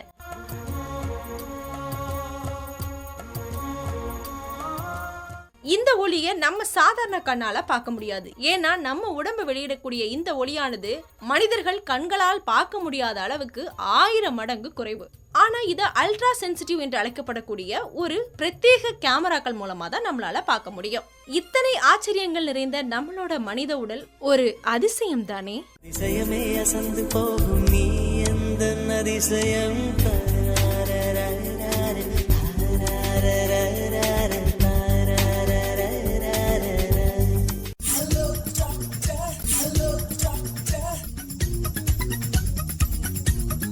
ஹலோ டாக்டர் நிகழ்ச்சி சிறிய இடைவேளைக்கு பிறகு தொடர்கிறது. சரி, இப்போ குழந்தைங்க விரல் சப்புறாங்களே, அது எதனால சப்புறாங்க? அதனால அவங்களுக்கு ஏதாவது அபாயம் வருமா? குழந்தைங்கள் வந்து விரல் சப்புவது அப்படின்றது ஒரு சக்கிங் ரிஃப்ளெக்ஸ் அப்படின்ட்டு சொல்லுவோம். அதாவது குழந்தை வந்து சாப்பிட்றதுக்கு முன்னாடி வந்து எல்லாத்தையுமே வந்து கையில் கீழே வச்சுட்டு வாயில் வச்சு பண்ணுவாங்க. அது வந்து ஒரு ரிஃப்ளெக்ஸ். என்ன பொருள்னே சொல்ல முடியாது. திடீர்னு ஏதோ ஒரு கீரையாக இருக்கும், அதையும் எடுத்து வாயில் வைப்பாங்க. திடீர்னு ஒரு பொம்மையாக இருக்கும், அதையும் எடுத்து வாயில் வைப்பாங்க. ஸோ இது வந்து ஒரு டெவலப்மெண்ட் ஸ்டேஜ்க்கான ஒரு அறிகுறி. இது இந்த அறிகுறி வரும். இந்த அறிகுறி டைமில் வந்து இந்த குழந்தைக்கு வந்து இந்த மாதிரி பல்வேறுபட்ட இன்ஃபெக்ஷன் தொற்று வர்றதுக்கான வாய்ப்புகள் நிறைய உண்டு. அதை வந்து நம்ம ஈஸியாக நம்ம நார்மலாக கடந்து வந்துட்டாக்கா ஓகே, பிரச்சனை இல்லை. ஆனால் இது பார்த்திங்கன்னா ரொம்ப காலம் அந்த ஒரு குழந்தை வந்து கை விரல் சூப்பு பண்ணிகிட்டே இருக்காங்க அப்படின்னு பார்த்தீங்க அப்படின்னாக்கா அந்த குழந்தைக்கு வந்து பல்லு வந்து எடுப்பாகிறதுக்கான வாய்ப்புகள் நிறைய உண்டு. பேலட் அப்படின்ட்டு சொல்லுவோம். அன்னம் வந்து ரொம்ப அதாவது இந்த விரல் சூப்பி இந்த கை வந்து அன்னத்திலேயே வச்சுட்டே இருந்ததுனாக்கா அந்த அன்னத்தோட ஆர்ச் வந்து ரொம்ப பெருசாச்சு அப்படின்னாக்கா பேசும்போது இந்த குழந்தைங்களுக்கு வந்து வார்த்தைகள் வந்து சரியான ஒரு உச்சரிப்பு வருவதற்கு கடினமாகும். ஒரு சில குழந்தைங்க இந்த மாதிரி விரல் சூப்பிட்டே இந்த மாதிரி பழக்கம் பண்ணியிருக்காங்க அப்படின்னாக்கா அவங்களுக்கு வந்து பேசுறதுல வந்து பிரச்சனை. அதே மாதிரி இந்த குழந்தைங்கள் வந்து தூங்கும்போது ஸ்னோரிங் பண்ணுவாங்க, குரட்டை விடுவாங்க அப்படின்ற மாதிரி எந்த விஷயங்களும் நடக்கிறது உண்டு. அதே மாதிரி இது ரொம்ப பெருசான விஷயம் விரல் சூப்புறதுனால ஒரு ரொம்ப பெரிய விஷயம் அப்படின்னாக்கா அவங்களோட மவுத் ஸ்ட்ரக்சர் அப்படின்னு சொல்லுவாங்க. வாயோட அமைப்பே வந்து மாறுவதற்கான வாய்ப்புகள் நிறைய. அதே மாதிரி இந்த வார்த்தைகள் வந்து கொளறி பேசுறதுக்கான வாய்ப்புகள் நிறைய உண்டு. அப்புறம் இந்த காற்று வந்து பேசும், அதாவது கரெக்டான இடைவெளியில் வந்து இந்த வாய்ஸ் பாக்ஸ் அப்படின்னு சொல்லுவோம், குரல் வலை வந்து மூடி திறந்து சரியாகணும். இந்த வாய்க்குள்ளே நம்ம விரல் எப்பயுமே வச்சுட்டே இருக்கிறதுனால என்ன ஆகும்னா இந்த குரல் வலை வந்து அந்த அளவுக்கு வந்து கரெக்டாக வந்து ஃபங்க்ஷன் ஆகாது. அந்த சமயத்தில் பார்த்தீங்கன்னாக்கா நம்ம பேசுகிறது இந்த தமிழோட ழ ல ர இந்த உச்சரிப்புகள்லாம் வந்து ரொம்பவே கெட்டு போகிறதுக்கான வாய்ப்புகள் உண்டு. இமிடியேட்டாகவே உங்களோட முகத்தில் வந்து வாயோட அமைப்பே வந்து சரியில்லை அப்படின்னும் போது அது ஒரு அசௌகரியமான ஒரு பிம்பத்தை கொடுக்கும் இல்லைங்களா? ஸோ அதுவே கண்டுபிடிச்சிடலாம். ஒரு சில குழந்தைங்களுக்கு வந்து அன்னப்பிளவு பேலட்டில் பிரச்சனை வந்துடும். அதை வந்து நம்ம சர்ஜிக்கல் இன்டர்வென்ஷன் பண்ணி அது சரி பண்ணிடலாம். இப்போ ஆல்மோஸ்ட் அந்த அன்னப்பிளவுன்ற கண்டிஷனே இல்லை. பட் ஆனால் அந்த பேலட் இந்த சக்கிங் ரிஃப்ளெக்ஸ்ன்றது நார்மல் சக்கிங் ரிஃப்ளெக்ஸ். ஆனால் இது ரொம்ப ப்ரொலாங்டாக போகும்போது தான் வந்து பிரச்சனைகள் வரும். அது வந்து நம்ம கரெக்டாக இந்த மாதிரி நிவர்த்தி பண்ணிட்டோம்னாக்கா எந்த விஷயங்களும் நடக்காமல் பார்த்துக்கலாம். தொட்டில் பழக்கம் சொல்லுவாங்களே. ஆமாம். அதை வந்து ஆல்மோஸ்ட் தொட்டில் பழக்கம்ன்றது தொட்டில் தான். ஒரு 3 வயசு வரைக்கும் தொட்டிலில் விளையாடினாக்கா ஓகே. நீங்கள் 30 வயசுலையும் தொட்டிலில் விளையாடணும் அப்படின்னாக்கா அது நமக்கு அபாயகரமானது. அதனால் இது சக்கிங் ரிஃப்ளெக்ஸ்ன்றது டெவலப்மெண்டலில் வர ஒரு முக்கியமான மைல் ஸ்டோன். அது வந்து தொடர்ந்து வரும்போது அதோட அறிகுறிகள் அதோட அபாயங்களும் இதில் நிறைய உண்டு. லிகமெண்ட் இன்ஜுரின்னு சொல்கிறாங்களே, அது இன்ஜெக்ஷன் போட்டு சரி பண்ணுறது பெட்டரா இல்லை ஃபிசியோதெரப்பி எடுத்து சரி பண்ணுறது பெட்டரா? அதாவது ஒரு சில கண்டிஷன்ஸ்க்கு வந்து லிகமெண்ட் இன்ஜுரி பார்த்தீங்கன்னாக்கா உங்களுக்கு மோஸ்ட்லி ஸ்போர்ட்ஸ் பர்சனுக்கு நிறைய நடக்கும். இப்போ ஒரு ஸ்குவாஷ் விளையாடுறாங்க, இல்லை பேட்மிண்டன் விளையாடுறாங்க, இல்லை நம்ம டென்னிஸோ இல்லை கிரிக்கெட்டோ விளையாடும் போது இந்த முட்டியில் வந்து நிறைய உராய்வு ஏற்படும். அதாவது ஃபங்க்ஷன் ப்ரெஷர் அப்படின்ட்டு சொல்லுவோம். பாடி வெயிட் ஃபுல்லாகவே உங்களோட முட்டியில் தான் வந்து கேரி அவுட் பண்ணும். ஸோ அப்போ அதில் வந்து சில சமயங்களில் வந்து ஒரு சிலருக்கு வந்து தோள்பட்டையில் வந்து வலி இருக்குது அப்படின்னு சொல்லுவாங்க. ஒரு சிலருக்கு வந்து காலிலேயோ இல்லை முட்டிலேயோ வலி இருக்குன்னு சொல்லுவாங்க. ஸோ இந்த டைமில் வரும்போது பார்த்திங்கன்னா உங்களோட லிகமெண்ட்ஸை வந்து நம்ம கண்டுபிடிக்கணும். இந்த லிகமெண்ட்ஸில் வந்து டேர் ஏதாவது ஆயிருக்கா, இது எந்த லெவலில் இருக்குது அப்படின்ட்டு பார்க்கணும். ஸோ இம்மீடியட்டாகவே வந்து உங்களுக்கு வந்து ட்ரீட்மெண்ட் பண்ணி இதை கொண்டு வரணும் அப்படின்னாக்கா உங்களோட பெயின் ரிலீஃப் குறையணும். ஸோ அந்த டைமில் வந்து ஹைட்ரோகார்டிசோன் அந்த மாதிரியான வலி நிவாரணிகளை வந்து உட்செலுத்தி பண்ணுறது ரொம்ப நல்லது. அது பண்ணுறதும் இல்லாமல் அதுக்கப்புறமா வந்து நீங்கள் வந்து ஃபங்க்ஷனல் ஸ்ட்ரென்த்னிங் எக்ஸசைசஸ் அப்படின்னு சொல்லுவோம். அந்த ஜவ்வு வந்து நீங்கள் வந்து வலியிலிருந்து குறைக்கிறதுக்காக இந்த இன்ஜெக்ஷன் நம்ம கொடுத்துட்டு அதுக்கப்புறம் நீங்கள் வந்து அந்த முட்டியை சுற்றி இருக்கிற அந்த ஒரு மூட்டு ஒரு ஜாயிண்ட்டை சுற்றி இருக்கிற அந்த மசில்ஸை வந்து நீங்கள் ஸ்ட்ரென்தன் பண்ணிட்டு தான் நீங்கள் நார்மலுக்கு கொண்டு வர முடியும். ஸோ வலியை வந்து குறைக்கிறதுக்காக தான் வந்து இந்த ஹைட்ரோகார்டிசான் இந்த இன்ஜெக்ஷனே நம்ம கொடுக்குறோம். ஸோ இது கொடுத்துட்டு இந்த வலி குறைஞ்சிட்ட உடனே அந்த மசில்ஸ் எல்லாம் வந்து நம்ம ஃபங்க்ஷன் பண்ணிட்டு ஸ்ட்ரென்தன் பண்ணிட்டு நார்மலுக்கு நம்ம கொண்டு வரணும். ஸோ இது வந்து ஒரு ஸ்போர்ட்ஸ் பர்சனுக்கு தான் பண்ணணும் அப்படின்ற மாதிரி இல்லை. ரொம்ப வயசு அதிகமாகிடுச்சு, ஒரு 80-90 வயசு அதிகமாகிடுச்சு, அவங்களுக்கு எழுந்திரிச்சு நின்னாவே ரொம்ப 2 முட்டியுமே வலியாக இருக்குது, அவங்களுக்கு இந்த ஹைட்ரோகார்டிசான் இந்த இன்ஜெக்ஷன் கொடுத்தாக்கா ஒரு சரியான ஒரு ரிசல்ட் வரும் அப்படின்ட்டு ஆர்த்தோபீடிஷியன் வந்து ஒரு சஜஷன், அவருக்கு ஒரு நல்ல ஒரு ஒப்பீனியன் இருக்குன்னா அந்த மாதிரி நம்ம ஃபாலோ பண்ணிடலாம்.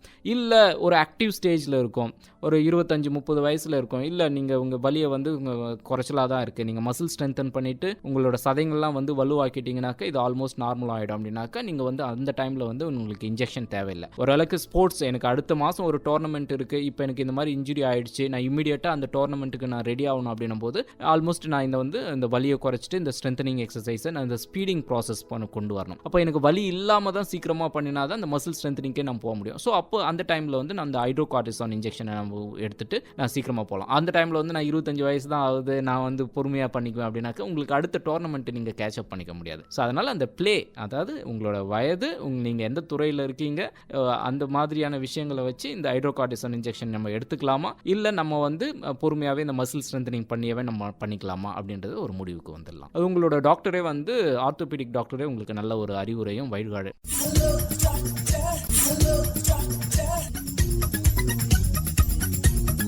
குழந்தைகளுக்கான குழந்தைகளுக்கான எண்முறை மருத்துவம் குறித்த குழந்தைகள் எண்முறை மருத்துவர் எஸ். புண்ணியகோடி அவர்களுடனான இந்த உரையாடல் ஒரு சிறிய இடைவேளைக்கு பிறகு தொடரும்.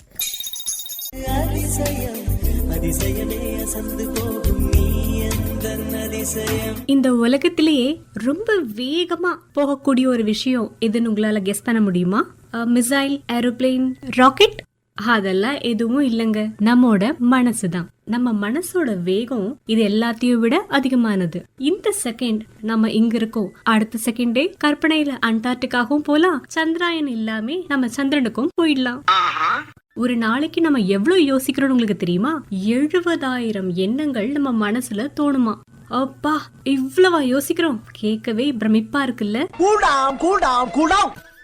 நீங்க ரொம்ப சோகமா இருக்கும்போது உங்களோட மனசுல இருக்கிற எண்ணங்களை யார்கிட்டயும் பகிர்ந்துக்க முடியல அப்படின்னா ஒரு பேப்பர்ல எழுதி பாருங்க. அப்போ உங்க மனசு தன்னாலே ரிலாக்ஸ் ஆயிடுமா. படித்தவுடன் கிழித்து விடவும்.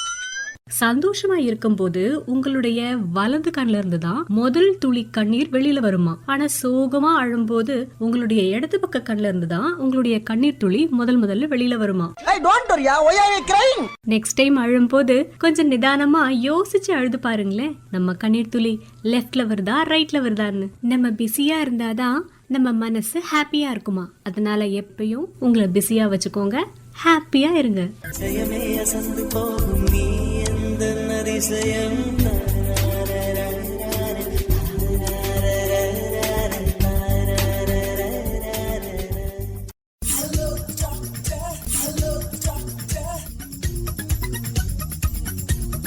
குழந்தைகளுக்கான எண்முறை மருத்துவம் குறித்த குழந்தைகள் எண்முறை மருத்துவர் எஸ். புண்ணியகோடி அவர்களுடனான இந்த உரையாடல் சிறிய இடைவேளைக்கு பிறகு தொடர்கிறது. ஸோ நான் தெரிஞ்சுக்கிட்டு என்னதுன்னா, மருந்து மாதிரி ஃபிசியோதெரப்பியும் நம்ம வாழ்க்கைக்கு முக்கியம். மருந்து மாதிரி இல்லை, மருந்தோட சேர்த்து ஃபிசியோதெரப்பியும் ரொம்ப முக்கியம். அதாவது அதோட இணைந்தே வர்றது தான். இது தவறு அது தவறு அப்படின்ட்டு இல்லை, இது ரெண்டுமே என்ன சொல்றது, இன்டர்ட்வைன்ட் அப்படின்னு சொல்லுவாங்கள்ல, ஒன்றுக்கோடு பின்னி பிணைந்தது அப்படின்னு சொல்லுவாங்கள்ல, அது மாதிரி தான் வருது. சார், நிகழ்ச்சியோட இறுதிக்கு வந்துட்டோம். சார், நீங்கள் இப்போ நேர்களுக்கு என்ன சொல்ல விரும்புறீங்க, பர்டிகுலர்லி குழந்தைகள் வச்சிருக்க பெற்றோர்களுக்கு? ஸோ ஒரு பீடியாட்ரிக் ஃபிசியோதெரப்பி மருத்துவராக நான் வந்து பெற்றோர்களுக்கு என்ன சொல்ல விரும்புகிறேன்னா, உங்களோட குழந்தைங்களோட வளர்ச்சியை வந்து நீங்கள் பாருங்கள். என்னென்னவோ விஷயங்களை நம்ம வந்து பார்க்குறோம், சீரீஸ் பார்க்குறோம், நெட்ஃப்ளிக்ஸில் பார்க்குறோம், நிறைய நெடுந்தொடர்கள் எல்லாமே பார்க்குறோம். அதெல்லாம் விட்டுட்டு இயல்பாக இருக்கிற உங்கள் வாழ்க்கையில் நடக்கிற ஒரு விஷயத்தை நீங்கள் உற்று நோக்கினால்தான் வந்து உங்களுக்கு வந்து அதில் என்ன விஷயங்கள் நடக்குது. அதாவது உங்களோட வாழ்க்கையே, அதாவது நீங்கள் கல்யாணம் ஆனி ஒரு குழந்தை வந்தது அப்படின்னாக்கா அப்போ தான் உங்களோட வாழ்க்கையை முழுமையடையுது. நீங்கள் வந்து ஒரு குடும்பஸ்தர் ஆகுறீங்க. ஸோ அப்படி வரும்போது ஒரு குழந்தை தான் வந்து ஒரு குடும்பத்தோட சொத்து அப்படின்னு சொல்லும்போது இந்த குழந்தையோட எல்லா விஷயங்களையும் ஒரு அப்பா அம்மாவுக்கு தெரிஞ்சிருக்கணும். ஒரு குழந்தை வந்து ஏதோ ஒரு பிரச்சனை இருக்குது அப்படின்னாக்கா யாரோ ஒருத்தர் சொல்லி வந்து உங்களுக்கு தெரியக்கூடாது, நீங்கள் அந்த குழந்தைய கண்டுபிடிக்கணும். அந்த 3 மாதத்தில் தலை நிற்கணும் அப்படின்னாக்கா அது அப்பா அம்மாவுக்கு நிச்சயமாக தெரிஞ்சிருக்கணும். ஸோ அதனால் வந்து அதுதான் நான் முன்னாடியே சொன்னதுபடி, ஒரு நண்பர் இருக்கார், அவருக்கு திருமணம் ஆகலை, இன்னொருத்தர் வந்து திருமணமாகி அவருக்கு குழந்தை இருக்குது அப்படின்னா அப்போ வந்து பேசிக்கிறாங்க, இந்த குழந்தை வந்து இப்போ 3 மாதத்தில் தலை நின்றுடுச்சு, 4வது மாதத்தில் ஒரு கழிச்சு படுத்திருக்காங்க, 5-6 மாதத்தில் வந்து உட்காந்துட்டாங்க, 7வது மாதத்தில் வந்து 4 கால் பாய்ச்சலில் வந்து தவழுறாங்க, கிராலிங் பண்ணுறாங்க. அப்படின்ற போது இந்த ஒரு விஷயங்கள்லாம் வந்து இன்னொருத்தர் அவருக்கு திருமணம் ஆகாத அந்த நண்பருக்கு வந்து அந்த விஷயங்கள் 3 மாசத்துல வந்து தலை நிற்கணுமா, இதுதான் நார்மல் டெவலப்மெண்ட்டா அப்படின்ட்டு விஷயம் தெரியும். ஸோ அந்த மாதிரி உங்களுக்கு வந்து ஒரு அவேர்னஸ் வரணும். உங்களோட குழந்தைக்கு வந்து இந்தந்த விஷயம் இந்தந்த ஸ்டேஜ் இந்தந்த லெவலில் வரணும், இதுதான் கரெக்டு. இல்லை அப்படின்னா இது ஏதோ ஒரு அபாயம், இது நம்ம வந்து மெடிக்கலி இன்டர்வென்ஷன் பண்ணி ஆகணும் அப்படின்ற விஷயங்களை நம்ம கொண்டு வரணும். அதே மாதிரி பார்த்திங்கன்னா ஏதாவது ஒரு ஸ்பெஷல் சைல்டு, இந்த மாதிரி ஏதாவது செரிப்ரல் பால்சியோ இல்லை ஏதோ ஒரு குழந்தை இந்த மாதிரி ஒரு ஸ்பெஷல் சைல்டு வந்துடுச்சு அப்படின்னாக்கா அப்பா அம்மா வந்து ரொம்ப டிசப்பாயிண்டட் ஆகிட வேண்டாம். ஏன்னா வந்து மெடிக்கல் சயின்ஸ் அட்வான்ஸ்மெண்ட் வந்து மருத்துவ அறிவியல் வந்து ரொம்ப பரிமிதமானதாக இருக்குது. எல்லா கண்டிஷனுக்குமே வந்து உங்களுக்கு வந்து தீர்வுகள் நிச்சயம் உண்டு. இந்த தீர்வுகள் உண்டு, ஆனால் வந்து அந்த தீர்வை வந்து நம்ம முன்னோக்கி போகணும். அந்த தீர்வு ஒரு சொல்யூஷன் இருக்குது அப்படின்னாக்கா உங்களுக்கு அந்த சொல்யூஷன் நீங்கள் அங்கே அந்த விஷயத்தை நீங்கள் பண்ணினா தான் உங்களுக்கு தீர்வே கிடைக்கும். அப்படின்னும் போது அந்த அளவுக்கு உங்களுக்கு விஷயங்கள் தெரிஞ்சால் தானே நீங்கள் அதை பண்ணிக்க முடியும். ஸோ அந்த அளவுக்கு நீங்கள் வந்து அப்டேட்டடாக இருங்க. அதனால் வந்து இந்த முன்னாடிலாம் காலத்தில் சொல்லுவாங்க, இந்த மாதிரியான ஒரு சிறப்பு குழந்தைகள் வந்துட்டாங்க, இந்த குழந்தை நடக்க முடியல, இந்த குழந்தைக்கு பேச முடியல அப்படின்னாக்கா பெற்றோரோ இல்லை அவங்களோட தாத்தா பாட்டிகளோ ஏதோ குடும்பத்தில் அவங்க ஏதோ ஒரு பிரச்சனை பண்ணியிருக்காங்க, இருக்காங்க, அதாவது அந்த பிறவியில் அப்படி இருந்தாங்க, அவங்களோட பாவம் அது கேரி அவுட் ஆகிட்டு இந்த குழந்தைக்கு இந்த மாதிரி காட்டுது அப்படின்றதெல்லாம் சொல்கிறதெல்லாம் நீங்கள் எதுவுமே நம்பாதீங்க. இதெல்லாம் அறிவியலுக்கு அப்பாற்பட்டது, மூட நம்பிக்கைகள் தான். அறிவியல் அட்வான்ஸ்மெண்ட்ஸ், அறிவியல் வளர்ச்சி, மருத்துவ அறிவியல் வளர்ச்சின்றது அபரிமிதமாக இருக்குது. எல்லா விதத்துக்கும் எல்லா கண்டிஷனுக்குமே வந்து தீர்வு உண்டு. அதை வந்து முறையாக நீங்கள் வந்து ஒரு மருத்துவரையோ இயன்முறை மருத்துவரையோ நீங்கள் கேட்கும்போது அவர் உங்களுக்கு நல்ல ஒரு அறிவுரையும் ஆலோசனைகளையும் கொடுத்து மருத்துவத்தையும் கொடுத்து அந்த குழந்தைய நார்மல் கொண்டு வருவதற்கான வழிமுறைகள் நிச்சயமாக உண்டு. அதனால் இந்த மாதிரி ஸ்பெஷல் சைல்டு வச்சிருக்கிற குழந்தைங்களோ இல்லை ஏதோ ஒரு பிரச்சனைகள் உள்ள குழந்தைங்களோ வந்து டிசப்பாயிண்ட் ஆகிட வேண்டாம். நீங்கள் சரியான ஒரு வழிமுறையை தேர்ந்தெடுங்க. அது மூலமாக வந்து நீங்கள் ஒரு நல்ல ரிசல்ட்ஸை நீங்கள் கொண்டு வரலாம். சார், அகில இந்திய வானொலிக்கு வந்து உங்களுக்கு கருத்துக்களை பகிர்ந்ததுக்கு ரொம்ப நன்றி. வாய்ப்பளித்த ஆல் இண்டியா ரேடியோவுக்கு மிக்க நன்றி.